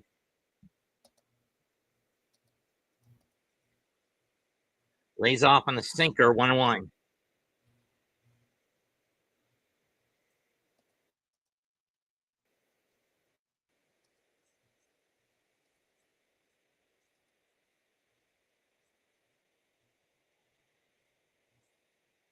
Two one.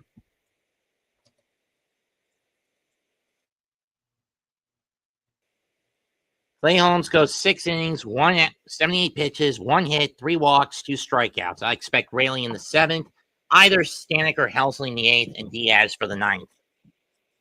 2-1 pitch, and Ronnie takes a fastball and swings under it, 2-2.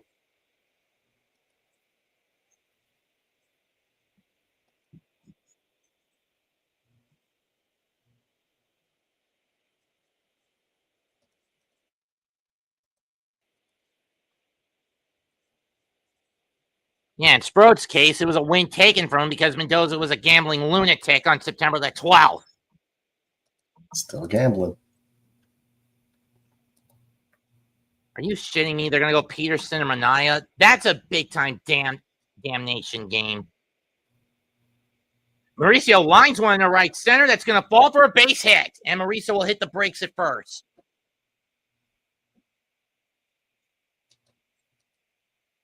Yeah, oblique strain. My guess is the baby is going to be under the knife at the end of the year. Know what I mean? Yep. Beatty? Okay. Well, what kind of surgery? Is he going to be out for the whole season or all next year? Don't hitters usually, players have an easier road to recovery if it's Tommy John? Oh, yeah. But I mean, you know, I don't know. Hitters usually don't have Tommy John. That's the thing. Well, I'm just saying I'm just saying that position players that do get Tommy John, the one that's most at risk for it is the catcher because they throw as much as the pitcher. Smart move to get Norby in on the grass.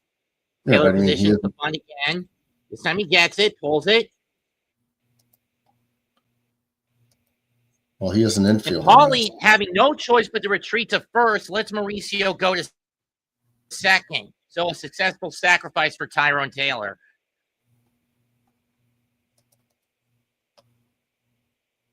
Oh, that was close. By a step, he beat Tyrone to the bag. I mean, I get he wanted to go to second to get Mauricio, but Taylor's speed is something you got to take into account, right? Sure. Hey, but back to Beatty. He's your third baseman, right? Lindor hits one to center. That's deep. Going back to the track. Catch made. Is Mauricio going to tag? No, he's not. Yeah, he's been our basically quality third baseman this year. And with that oblique strain, I don't see him coming back until some point around next season.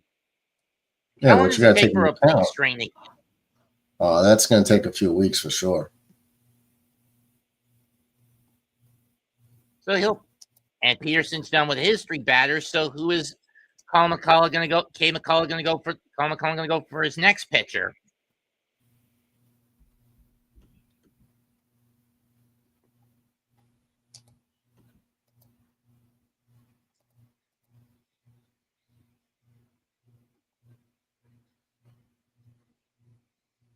So it was walked and struck out today.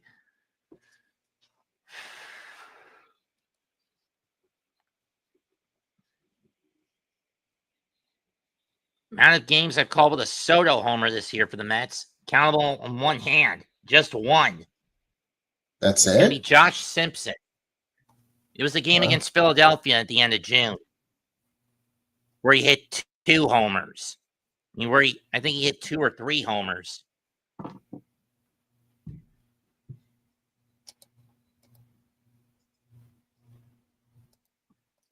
With Alonso, I've called them against The Yankees against Toronto, here against Miami.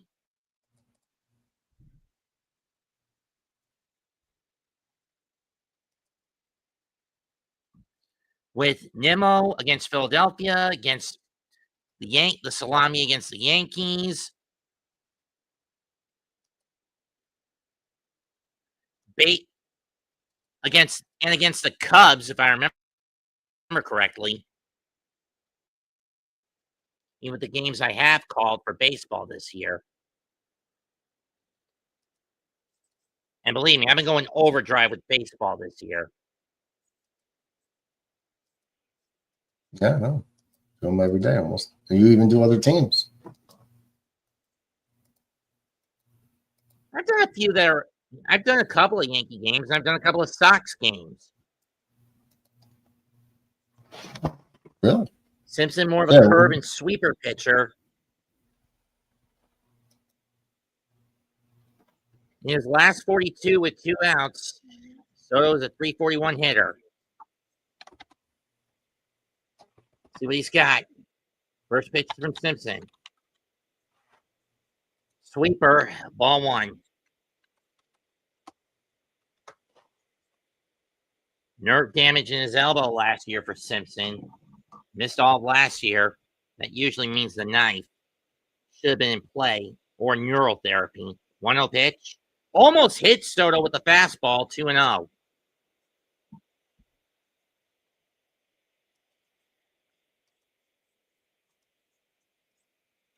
I'm going to send you something here.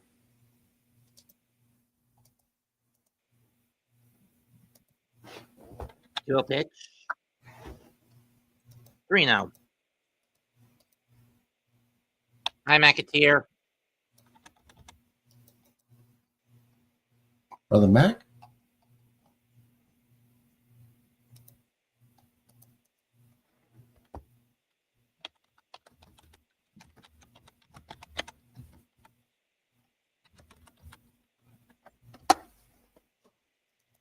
Rio from DeSoto. And almost hits him, and then the ball goes to the backstop. Mauricio will hold it second, and Soto's on with a club record walk. 135. Let's. I sent you something on Discord, so you have that.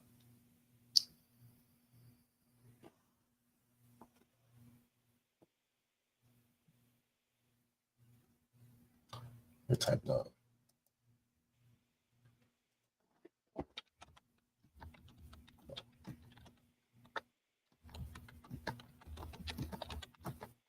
Ball 1 on the slider to Alonso. Alonso's had a double. He's solo homered, and he's walked. This year, he's been the best hitter with runners in scoring position at 314 average, and the bulk of his ribbies have come in this situation. 1-0 pitch. Takes the sweeper 1-1.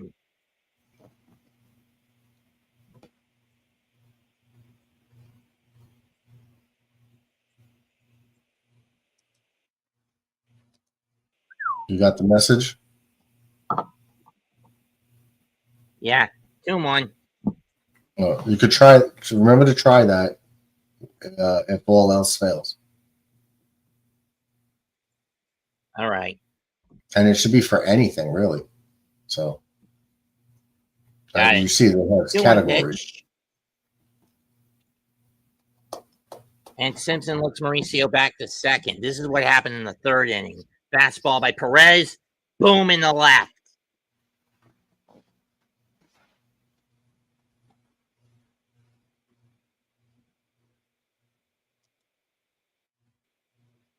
Come on.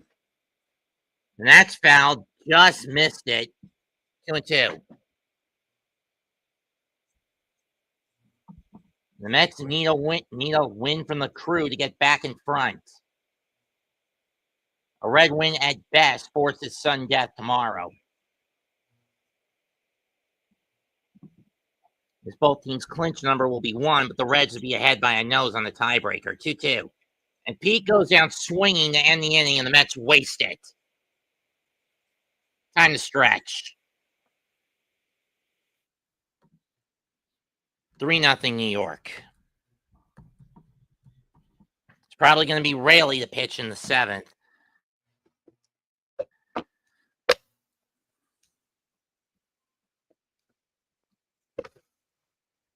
Know what I mean? Mm-hmm. Brother McAteer in the house. Twins and Phillies just started. Not that that game matters. Hope everybody hit the like The only button. other game going on that does, the only other game that's going on right now that does matter is Detroit against Boston, where it's 2-1, bottom 7, man on, 2 out for the Sox.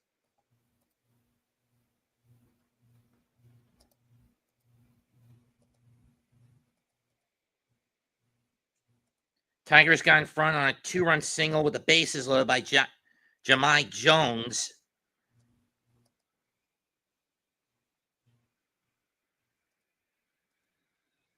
Boston's run coming on a Nick Sogard single back in the 1st. Back in the 2nd.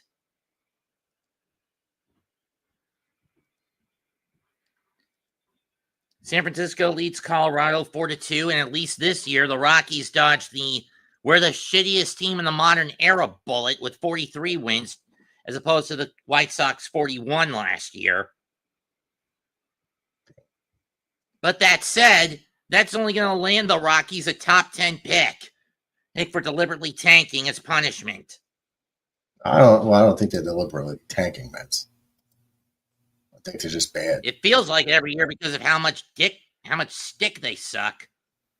Yeah, but when they change those rules that you can't have top picks, back-to-back years, it eliminates tanking. Like, they're just bad. Why tank if you're not going to benefit from it? But this wasn't back-to-back years they sucked. No, it's about, like, the top picks.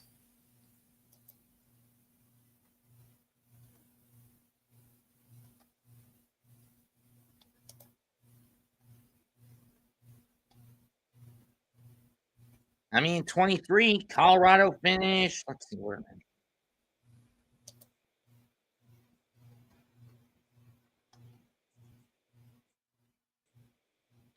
Nope. Here's stakes ball 1.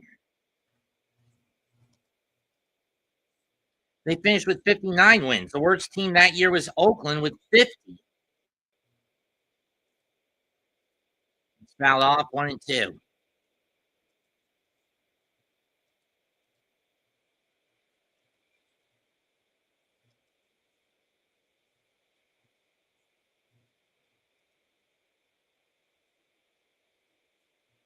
One, 2. 2 and 2 as it goes into the dirt.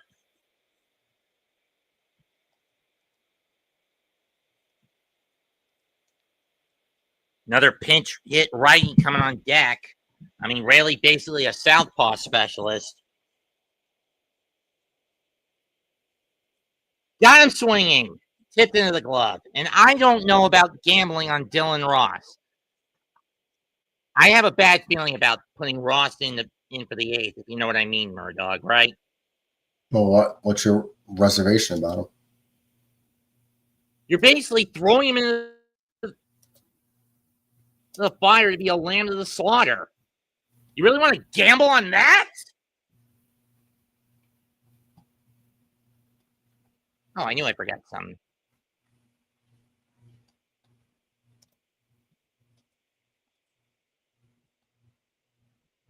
I mean, I know I've said I'm a Ravenclaw, which means House of Intelligence, but there is an aspect of Slytherin I do have, and that's logic.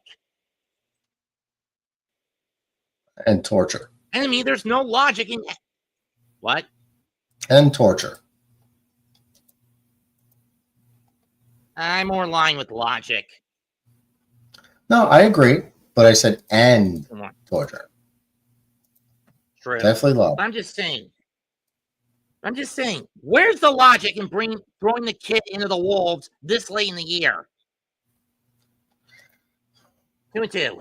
We want the foul off. Because I don't see it. Do you? It's, maybe to give your other guys a break, maybe see what he's got.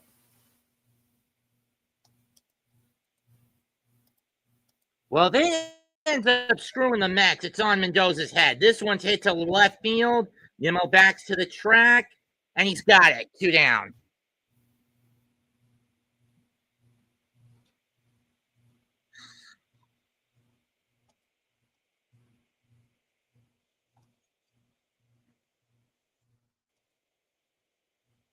For Wagaman.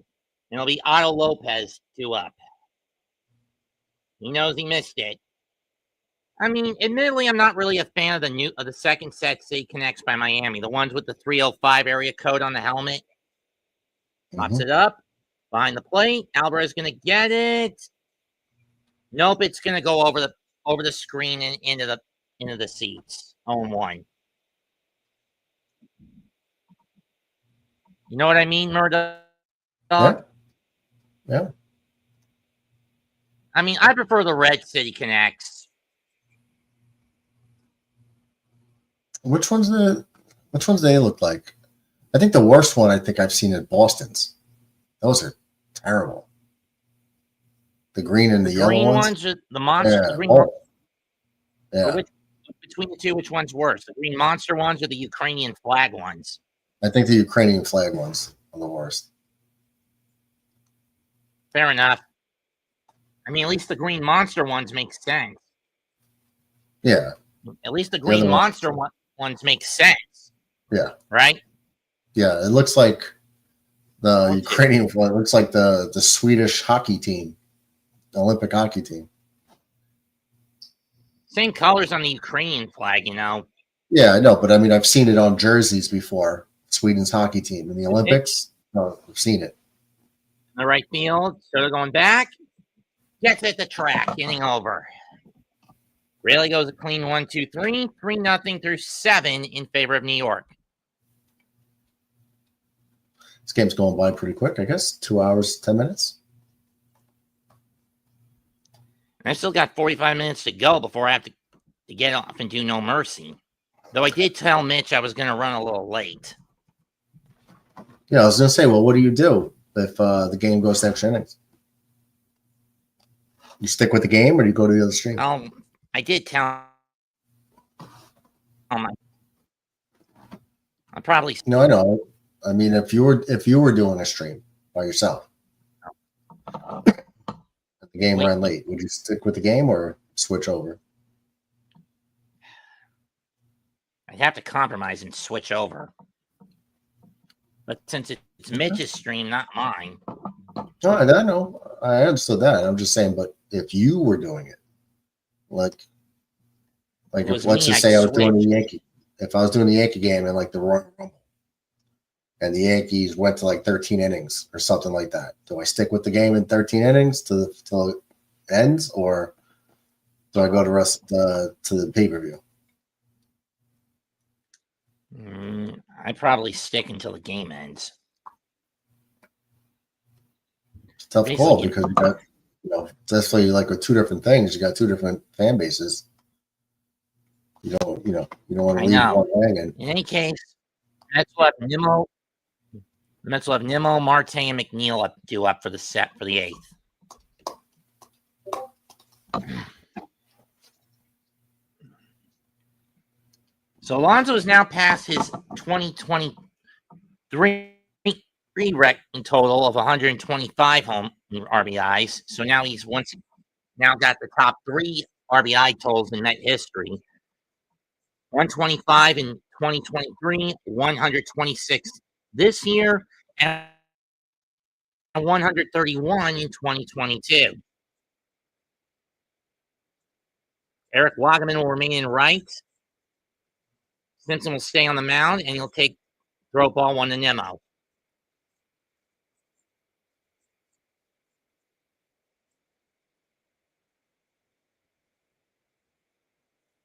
Strike 1.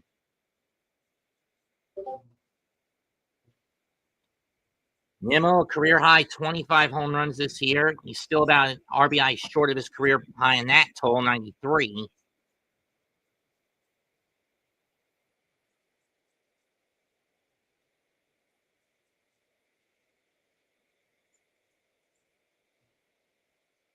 No, they're going to go to Tyler Rogers in the third for the 8th. Who's warming up? It's not Dylan Ross.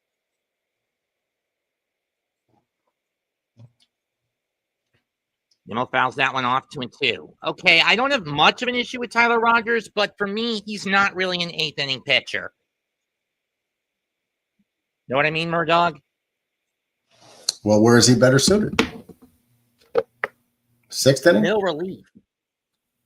6 or 7. Okay.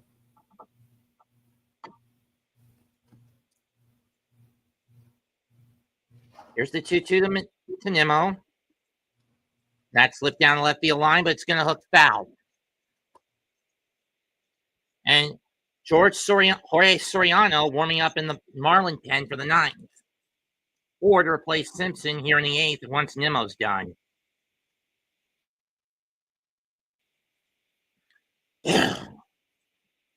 Mets, how do you feel about the American League MVP race? Right now. I say Raleigh deserves it. He may not break the record, but he's the first guy who's not a Yankee to hit 60 home runs. Yeah, but does that make it MVP worthy? You know how fickle the MVP voting committee is. Okay, well, let's just compare. All right, let's just compare. I mean, sure, played Judge had the better plate discipline. Well, it's more than just plate discipline. Way more than that. All right, let's just compare. Judge has played in 6 fewer games than 6. Well, are the Mariners playing? No. Yeah, 6. Well, tonight will be 7 after they play tonight. Against Colorado. I mean, they're playing the Dodgers. Excuse me. They're playing the Dodgers. Yeah. I know, I screwed up. So after they play tonight, it'll be 7 games difference. Okay. So in 589 at-bats so far, he has 146 hits. So 589 and 146. Judge at 537 has 178 hits. It's a lot more hits and a lot less at-bats. Doubles, Judge has 30. Riley has 24. Triples, Judge has 2. Riley has none. Home runs, Riley has 60. Judge has 53. RBIs, Judge has 114. Riley has 125. Walks, 96 for Riley, 124 for Judge. Strikeouts, Riley struck out 184 strikeouts for Raleigh, 160 for Judge.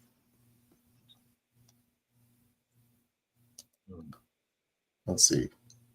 Judge is hitting. Raleigh's hitting 248. Judge is hitting 330, 331. Oh. That's a big difference. A big difference. OPS. Raleigh's at 0.954.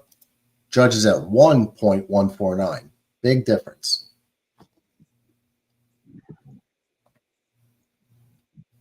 Judge has 12 stolen bases. Raleigh has what? Trying to find out. 14. So they're kind of even on that. 0-2. On base percentage. Riley is 360. Judge is at 458. It's a 100-point difference, Mets. On base percentage. 100 points. Maybe. Thinking he'll bounce that one off. Okay, maybe Judge does deserve more talk. Wins above replacement, 7.2. 7.2 for Raleigh. Judge is at 9.5. There's like, all we're talking about is 7 more home runs in 7 more games. And how many RBIs? 11 more RBIs. So that's it. Judge beats him in every other metric. 2 stolen bases separate them. That's it. Judge beats him everywhere else by a wide margin. You can't give a guy an MVP because he's a catcher or just hit some more home runs. That's not MVP.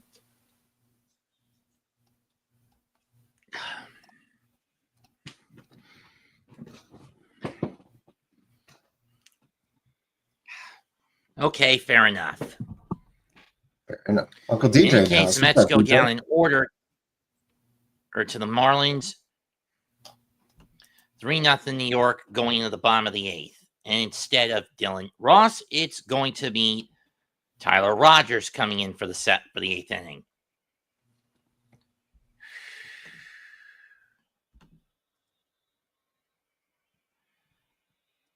Must have been interesting for Tyler to be pitching against his brother Taylor Rogers over the week when they were in.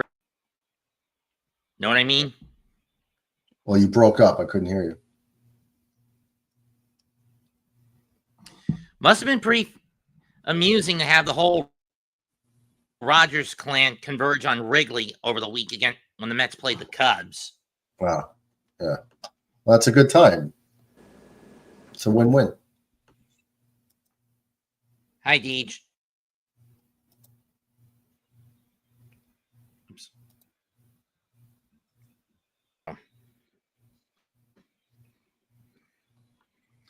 Top 9, 4-3 Giants. Bags loaded for the Rockies, though.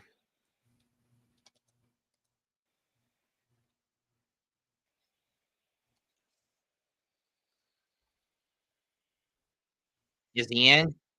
Wow. Oh, there we go. How many? Oh, let's talk about this one too, Mets. Intentional walks. Raleigh has 17 intentional walks. How many do you think Judge has? The Judge has got like 30, 35. 36. More than double the intentional walks. Didn't know he got. Total bases. Raleigh has with all the home runs. Huh? With all the home runs, right? So that's 7 more home runs. That's 28 extra total bases. Raleigh has 350. With 7 less home runs, Judge has 371.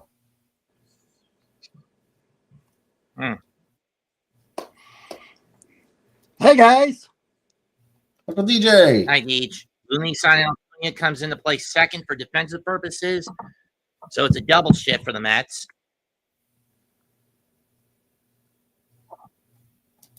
Rogers sets. 1-2.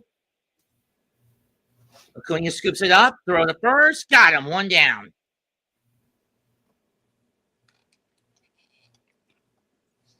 Another guy who hasn't been used as much by the Mets is Luisangel Acuna.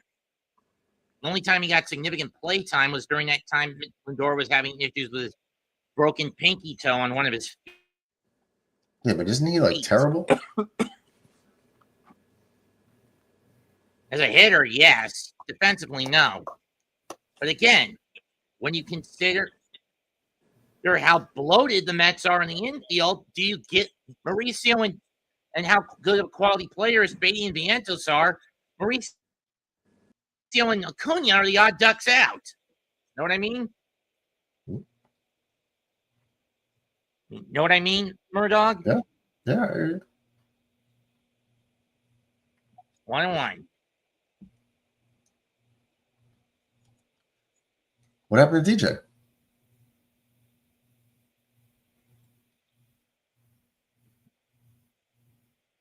Two down on Acuna on the backhand. Did you kick DJ out?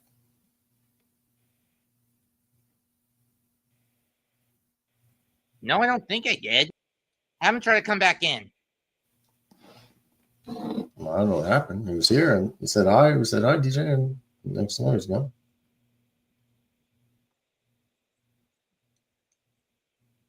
I have a bad feeling about this matchup in the Reds-Brewers game. It's Andrew Abbott against Robert Gasser. Gasser's a rookie, and this will be his second outing. You know what his ERA is? What? You know what it is, Murdog? Nope. It's over 6. Strike to by Rogers.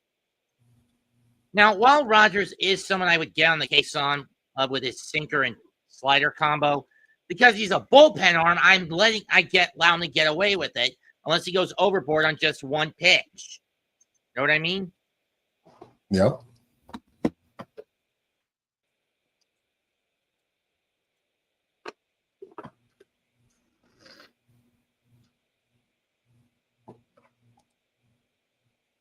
Two. Fuck me. 1 and 2.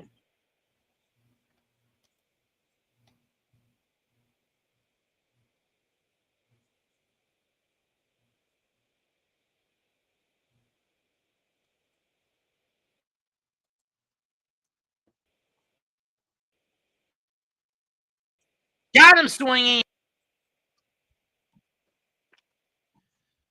3-0 Mets going into the 9th.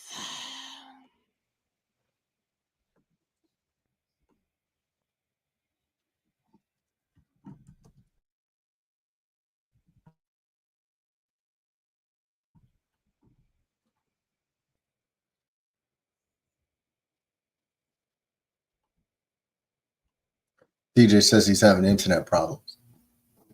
Oh. So buffering issues? He said his video stopped. He tried calling back, but it failed, and he's having internet issues in the area. Okay.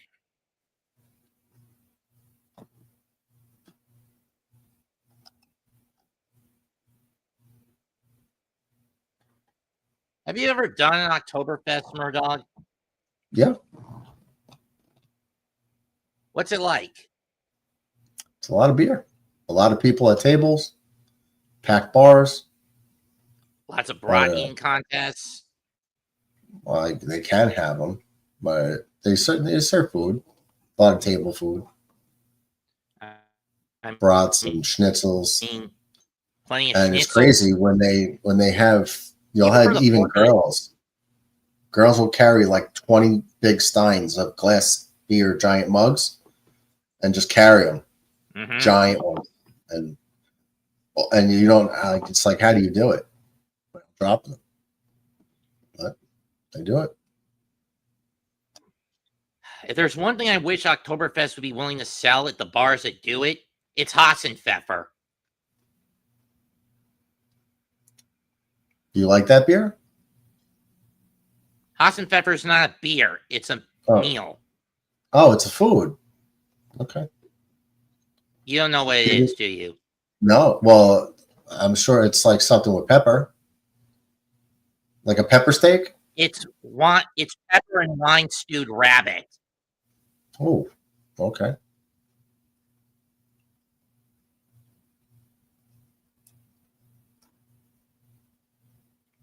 Mugs and jugs, says DJ. Alvarez lead off. He'll face Soriano. First pitch. Strike 1 on the heater.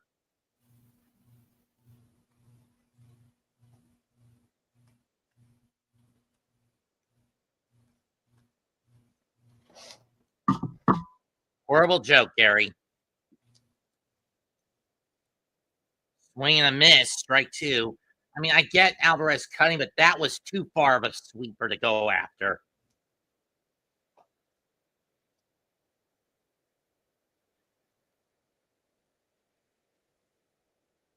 Oh-2 pitch.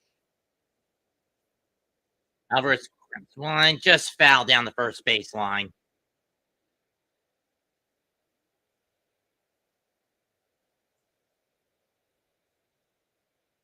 He doubled in the run in the first, and he hit a homer in the fifth, in the third, and then McNeil scored Alonso in the sixth, and that's all we've seen in terms of scoring from both sides so far this afternoon. Alvarez, did he go? No, you're not. 1 and 2.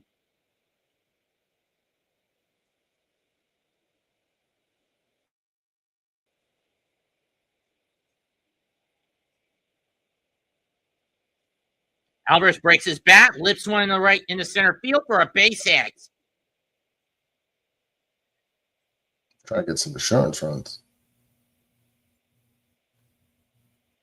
Mixed martial arts in medieval armor. What the hell?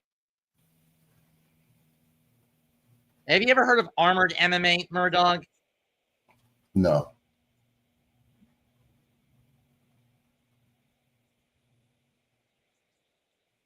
I mean, sure. I know the swords, the axes and shit. They're all rubber. I mean, they're all foam and what have you. But the shields are real. The armor's real.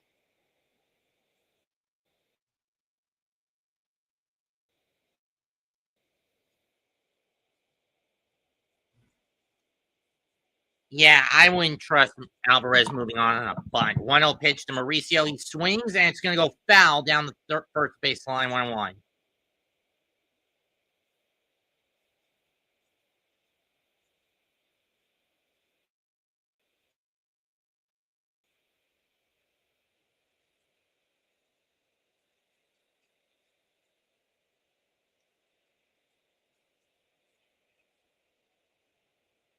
One pitch to Mauricio. And he takes low, 2-1.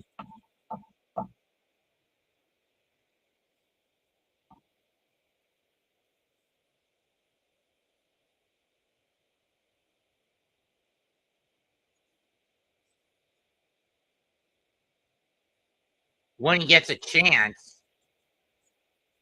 3-1. Tyrone waits on deck.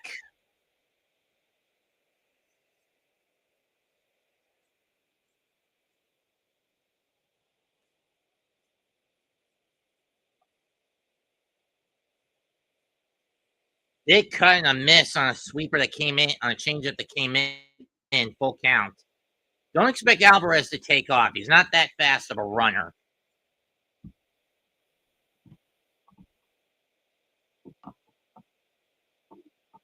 Payoff pitch. Just gets a piece of it. Full count.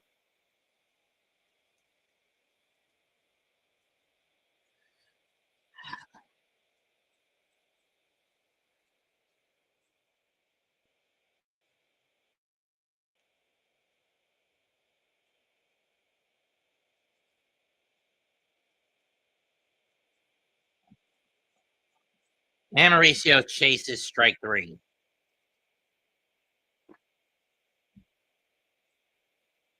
As opposed to 4 walks for Met hitters. It's no wonder they're 4 for 20 with runners in scoring position so far in this series. Ty Taylor are now up next, and this could take the sack bunt out of the equation. Taylor golfs this one foul behind the plate, 1-1.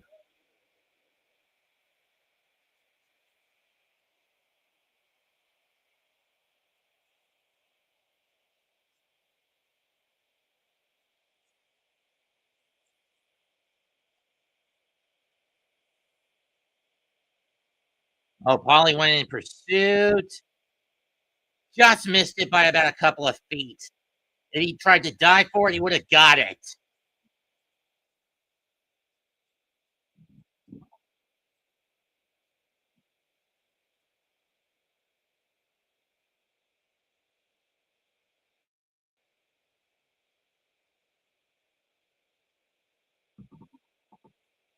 Strike 2.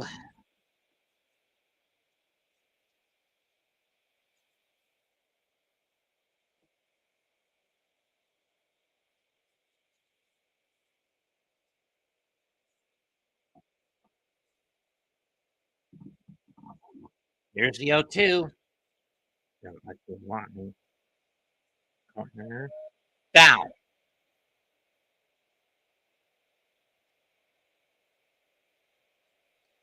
Ball was on line most of the way, but then it just hooked.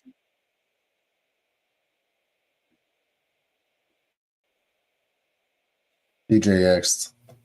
how the Mets' playoff chances.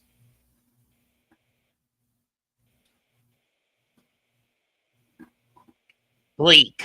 We need a win and a red loss to get back in front and then beat the Marlins tomorrow. They're basically Taylor rips one in the center. Base hit. they're Need barely to win this game just to stay alive, and then hope for the Reds to lose tonight and then lose tomorrow, and then have them lose tomorrow. No, you got even if Miami comes back, that it would take the Reds to lose both games. They're basically in the same spot as the Yankees with the Blue Jays. They're tied, I know, but the Reds have the tiebreaker. That's it. Because Mendoza's moronic gambling. So if the Mets hold on here, Door hits one through the hole. Base hit. That's going to move everyone up. Alvarez waved home. He will score. RBI 86 on the year for Lindor. 4-0 Mets. Insurance run.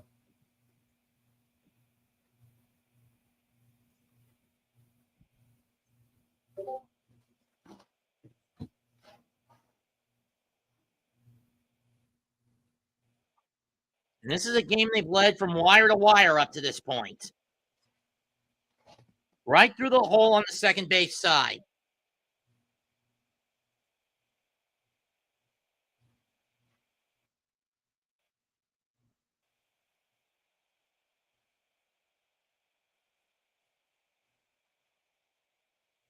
Yeah, if he dives for it, he would have had a double play ball there.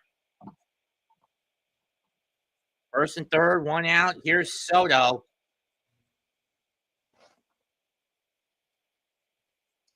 Almost 35,000 of them. Kind of like how it was for that Yankees series a couple of months back. A month or so back for them in Lone Depot. This is probably the only time in a year they'll ever get this many, get anywhere close to 100,000 for a series. You know what I mean, Murdog? 100,000 what? People in the stands? Over the collective, yes. Yeah. In most cases, the Marlins are lucky to get around 30,000 collective in the stands for a 3-game set because of how bad they are under normal situations. This year, they've elevated themselves to a team that's at best mediocre to decent, right? Say it again? This year, at best, they're a decent underdog team, but not playoff caliber yet. Talking about the Mets or the Marlins? Marlins, they have potential for next season. They always have potential, and then they trade away their best players because they don't want to pay them. So it's not gonna. Because their owners are cheapskates. Mm-hmm.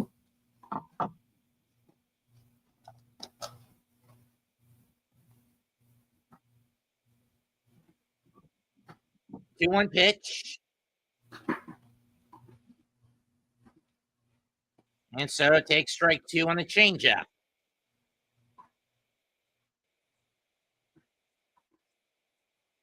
Ross heating up, warming up in the bullpen now for the Mets. Here's the 2-2.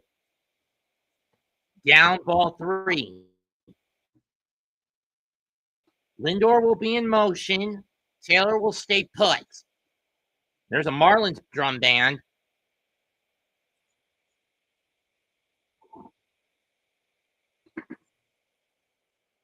Payoff. Lindor sets. It gets away. And Taylor will get in on a wild pitch. Soto will go first on a walk. And it's 5-0 Mets. And speak of the devil, it's Beast Breaker again. Nice. Bring him in.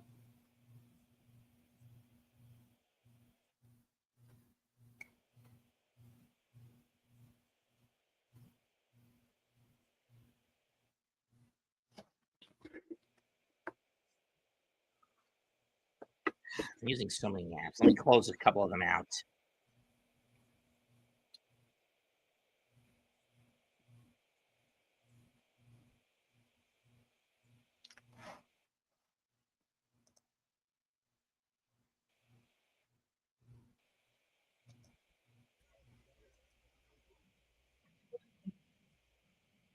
What's up, Beast? ¿Qué pasó, güey, amigo? Chilling. How you doing, sir? Let me say this before you go off, sir. Well, Breaking up. I can't hear you. Beast, can you hear him? No, not at Yeah. all. It's breaking up for me. How's your day going today, Beast? I got a headache. My bones are aching. Oh, yeah? From what? Oh, let's see. Too much work, too much stress. Getting up there in age? strike one. Yep. I know the feeling. Is that Yeah. was Never if you're fucking one fail. Beast break? Look. You, As I was you saying, irate Beast list, Breaker. you Well, irate list, you excuse little me, bastard. princess. Don't you fucking start with me, asswipe. I'll mop You the guys- floor with you all night long, pal. You guys should be friends. Oh, he better watch it with me, because I'll mop the floor with him. I got all sorts of cleaners I can mop the floor with him. I got Go orange, to, I and got Alonzo goes Lysol, down looking. and I got fresh lemon to wipe the floor with him. Yap. We're gonna Pally, have to have a you don't know your ass of a hole in the ground. You have no idea how much power I got. peace treaty. No, I got a lot of fucking power. Yeah, I do. Beast, you work out? Oh, I look good. Yeah. On the Jake Show, they already know I'm the one-man weapon. Oh, yeah. When I glide in the air, all 265 of it, I'm the master of it. You're 265? Straight 265. That's it? Yep, straight 265. Damn. I'm 280. Damn you. Well, you're big for a defensive linebacker. Yeah, I'm a big boy. 280. Well, when it comes to the grill or when it comes to the Italian, Oh, you like to cook too? The operation unit in hand. Beast, you're a Yankee fan or a Met fan? Old Met fan. Oh, nice. You're in Chicago, right? Yeah, I've done everything I wanted to do. Boston, New York, Jersey, Philly, Allentown. Been there, done that. Seen it. Oh. Heard, lived it. The whole I'll tell Northeast. you, Huh? I will say this. I did get several chances to do some of the things I wanted to do. The ECW Arena in Philadelphia. Oh, nice. The old Rocky Balboa statue. Come on. Yo, Adrian. Yo, Adrian. I did it. Play the There's Mac only here. one arena I would Have you ever been to that Victor? Wait, Tell me, Beast Breaker. Have you ever been to the Victor Cafe in Philadelphia? The where? Victor He said, Cafe. It was used as the set No, for I haven't got Adrian's a in the chance to talk. later I Rocky. didn't stay too long in Philly because Philadelphia was getting It's really basically bad. like this giant. It's basically a giant restaurant dedicated to classic opera. Well, I Or didn't small stay too restaurant, I long in should say. Philadelphia because Philadelphia was getting really, really bad because of the you gotta watch it nowadays. Don't blame you. You don't know. First of all, before I was about to speak, I don't blame you you. don't know what the hell is gonna happen out here yet. You don't know if you're gonna get shot. You don't know if you're gonna get jumped. You don't know if you're gonna get raped or strangled from behind. You don't know what's gonna happen yet. are you in Chicago or the outskirts? I'm in Chi-Town. It's not that good here. Not that great. There was a North shooting or yesterday south right next to my side? school. I was going to. I was gonna say there was a shooting yesterday North or near my studios. Really? North Not a or good south sign. side? South side, little fella. You on the north? Oh, so No, near the I'm on White the south Sox. side. I hate the cock Sox. Can't The stand. North side's all White Sox, right? No, Cubbies only. No, north side is South side. Cubs. Oh, that's right. South side is the White Sox. Right. Can't stand the cock Sox. They're morons. They're all bums. I've been to that crappy place before. Not that good. I've been to Wrigley several times. Well, let's blow another bases loaded. 2 out. I'd love to go to Wrigley one day. They got great hot dogs and they got great home run in pizza. Are you a deep dish guy? Thin crust. Thin crust. Okay. Where'd you grow up? Illinois. And then Oh, you grew up in Illinois. So how'd you become a Jet fan? watched on TV. Grew up watching it when I was 13. Wow, instead of the Bears? I didn't get into football until I was 13 because I was going through a different kind of a phase. Oh, wow. That's actually weird. Like I And when had you a consider at the time the Bears were pretty, and when you consider Well, at the time the Bears were pretty much in the gutter at that time, I don't blame you for going to choosing the Jets, Beast Breaker. The 97-98 Jets were the number one team because after what they did, they transformed that whole entire team from top to bottom by getting Curtis Martin out of New England, getting some of the greatest players they had like Johnson, Corbett, Brady, Testaverde, giving up Adrian Morrell and Neil O'Donnell. Okay, that was a little bit of a strange move, but we needed better talent. Well, Neil O'Donnell was terrible as a Jet. Yeah, well, he had to say, you know. They got him from Pittsburgh after he went to the Super Bowl. And backed him up in Pittsburgh just to get to a Super Bowl. He was the quarterback for Pittsburgh in the Super Bowl against Dallas when they got smoked. And then the Jets signed him, and he was terrible. Yeah, he got smoked. I think Larry something had 3 interceptions. Well, what do you expect? You have an O-line that couldn't block. You're under a coach who was a dumbass. Gromba on the left base.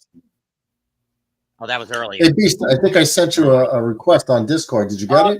Been there, done that, seen it, seen it, nailed it, shot it, and knocked it.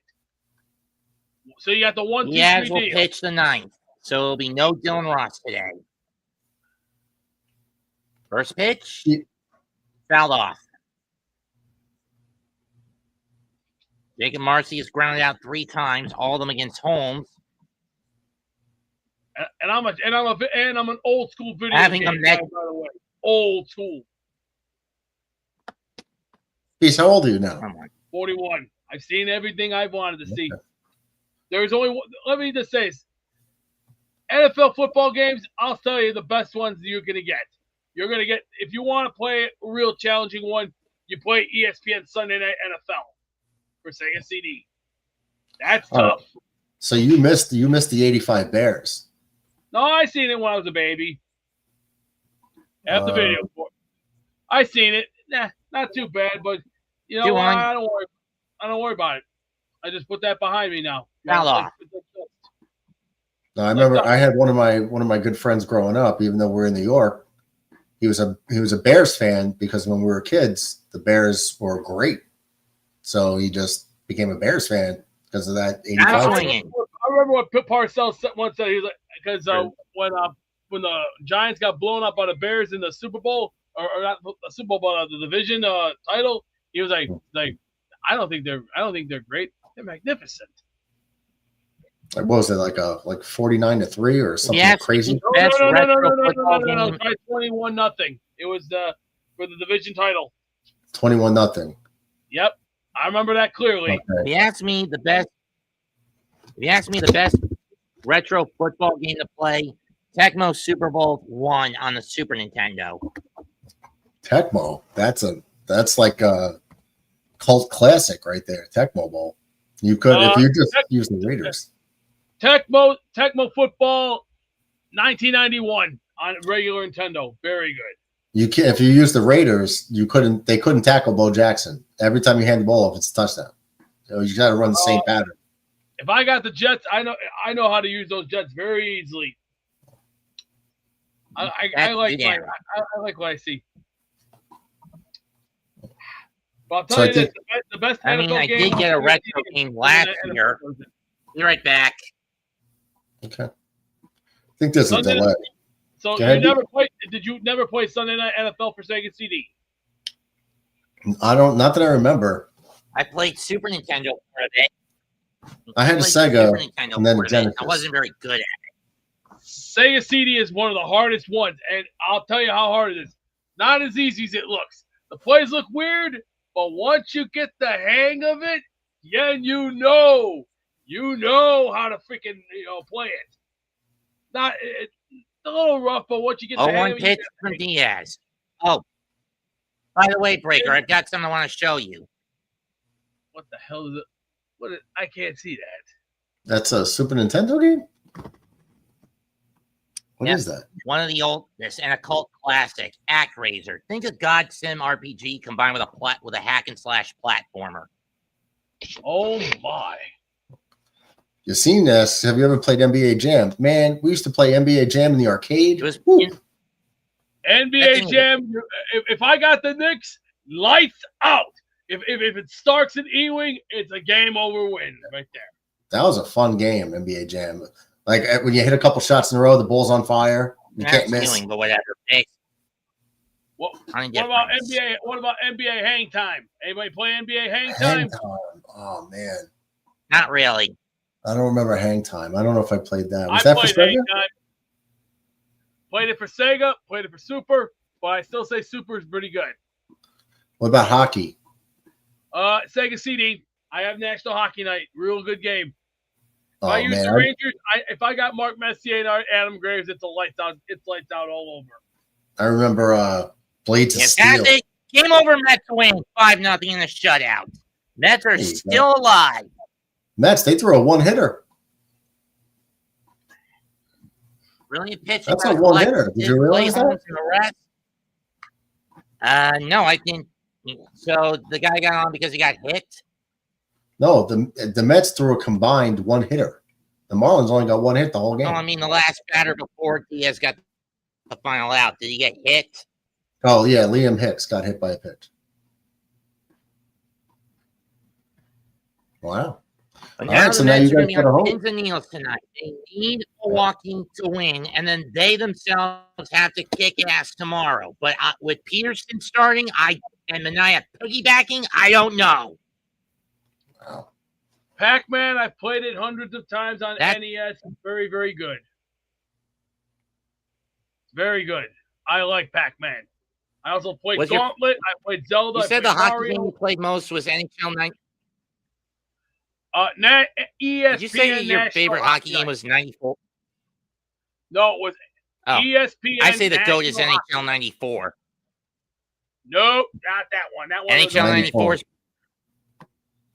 I'd rather play the ESPN stuff because the ESPN stuff is a little more technical. I like 94. Yeah, the Genesis early PlayStation games too were great.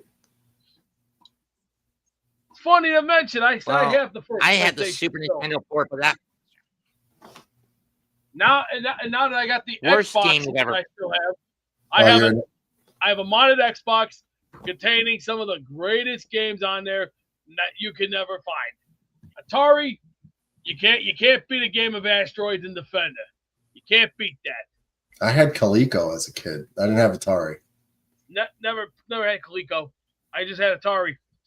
Coleco was crazy because it had I remember there was a game, a Rocky boxing game, and it was like a handheld that had like your fingers were buttons to do different things, and it had like a knob, like a joystick.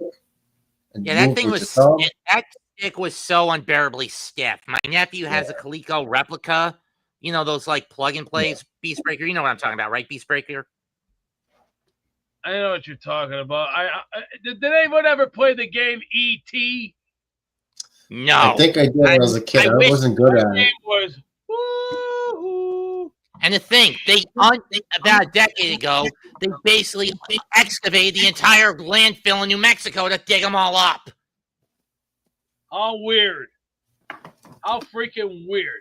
And that was just to prove the rumors. You've heard the story, right, Murdog? What?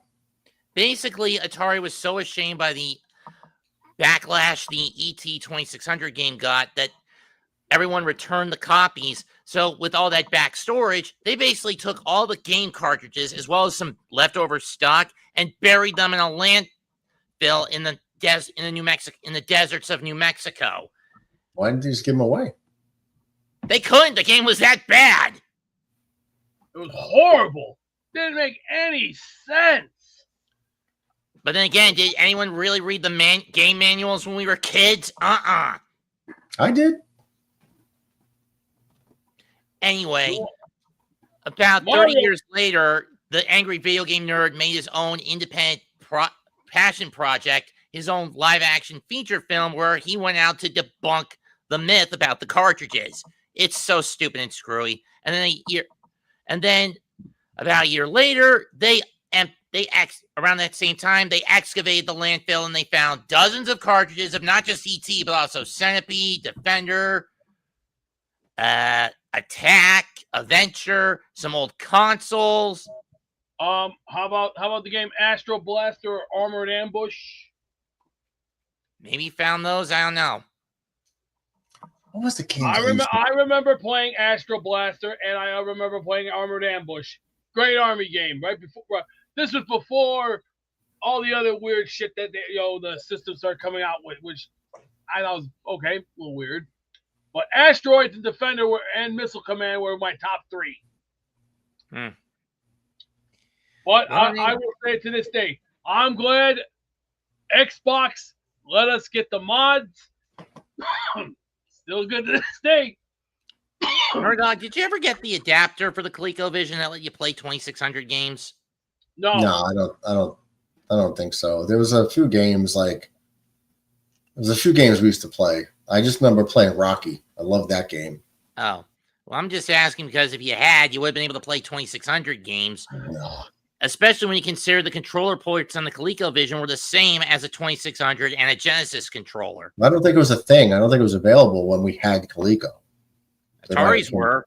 At least 2600s were. I don't know. Remember, I was a child, so I didn't. That's true. I wasn't up on the gaming. We had games. My mom used to play all the time. I think you could also. It was also compatible with the Master System controllers. Super was good. Doom, you cannot beat a good game of Doom. The first Doom for Super Nintendo. Wow. I think the only time I played Doom was on a computer somewhere. I think I've heard that the best versions were the PlayStation and the Jaguar ports of Doom. 32X and Super Nintendo are the top 2. I played both of them. I still say Sega 32X, you couldn't beat it.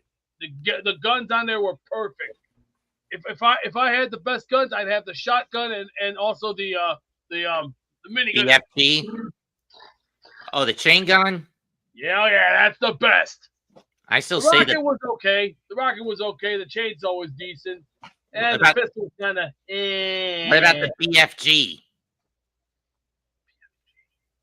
The BFG 9000. I know which one you're talking about. It's the one where you shoot the green stuff out of it. Yeah. That was not too bad. It knocked some of them dumbasses down. But I will tell you, I will say this to this day, Doom was the best game put out. That Spectra, Gradius 3, Super Star Wars trilogy, Super Empire, Super Return of the Jedi, you couldn't beat that 3. You couldn't beat Super Castlevania 4. Indiana Jones Indiana Jones came out with a whole trilogy on Super Nintendo, which I thought was really good, not that bad. Anybody remember playing Crash Dummies? Oh, that thing is horrible. FLJN to death. That was terrible. I try to understand that game. I'm going, what the fuck? I mean, the only LJN games I bothered with were the wrestling ones. The only LJN games I bothered were the wrestling ones. I have Rage in the Cage. I have Royal Rumble, Raw, Super WrestleMania, and also Old School King of the Ring. What was that wrestling game I had? It was one of the early ones for WWE. WrestleMania Challenge? Maybe it was that. Is it the one where the isometric setup is there? Yeah, we used to play it in an arcade. That's WrestleMania Challenge. Yeah, they didn't have it on a console. It was just like in the arcade, and everyone would always break it. Superstars was. I think it's Superstars. I think. Oh, I thought you were talking consoles. It was like slow and blocky. Up and grab a quick meal. Sega Genesis had some of the most decent games, not too many of the decent ones. Alien Storm was one of them that was actually decent. Anybody familiar with? Let's see. I know everyone. If you say Batman Forever, I'm gonna shoot myself. What about anybody played Castlevania on a Sega? Brief. I did have a dabble with Bloodlines, but I couldn't get far with it. I'm more into Super 4. For Super Nintendo, I still say the space games for Super Nintendo were the best ones. Well, in any case, that's it for this call. All of Mets versus Marlins. Thank Murdog, thank Beastbreaker, and DJ when he was able to get in. Comment, like, share, and subscribe to the content creators, not just here, but also. And was the one guy from the Little Rascals? What was that, Spanky? Yeah, Spanky. There you go. In any case, subscribe to not just me and the two content creators here, but also members of the Aboriginal Sports Network and the Hardcore Sports Network. I'm going to go grab dinner and then hop on for No Mercy. Goodbye. Good night. Bang. See you later, Mets. Later, Murdog.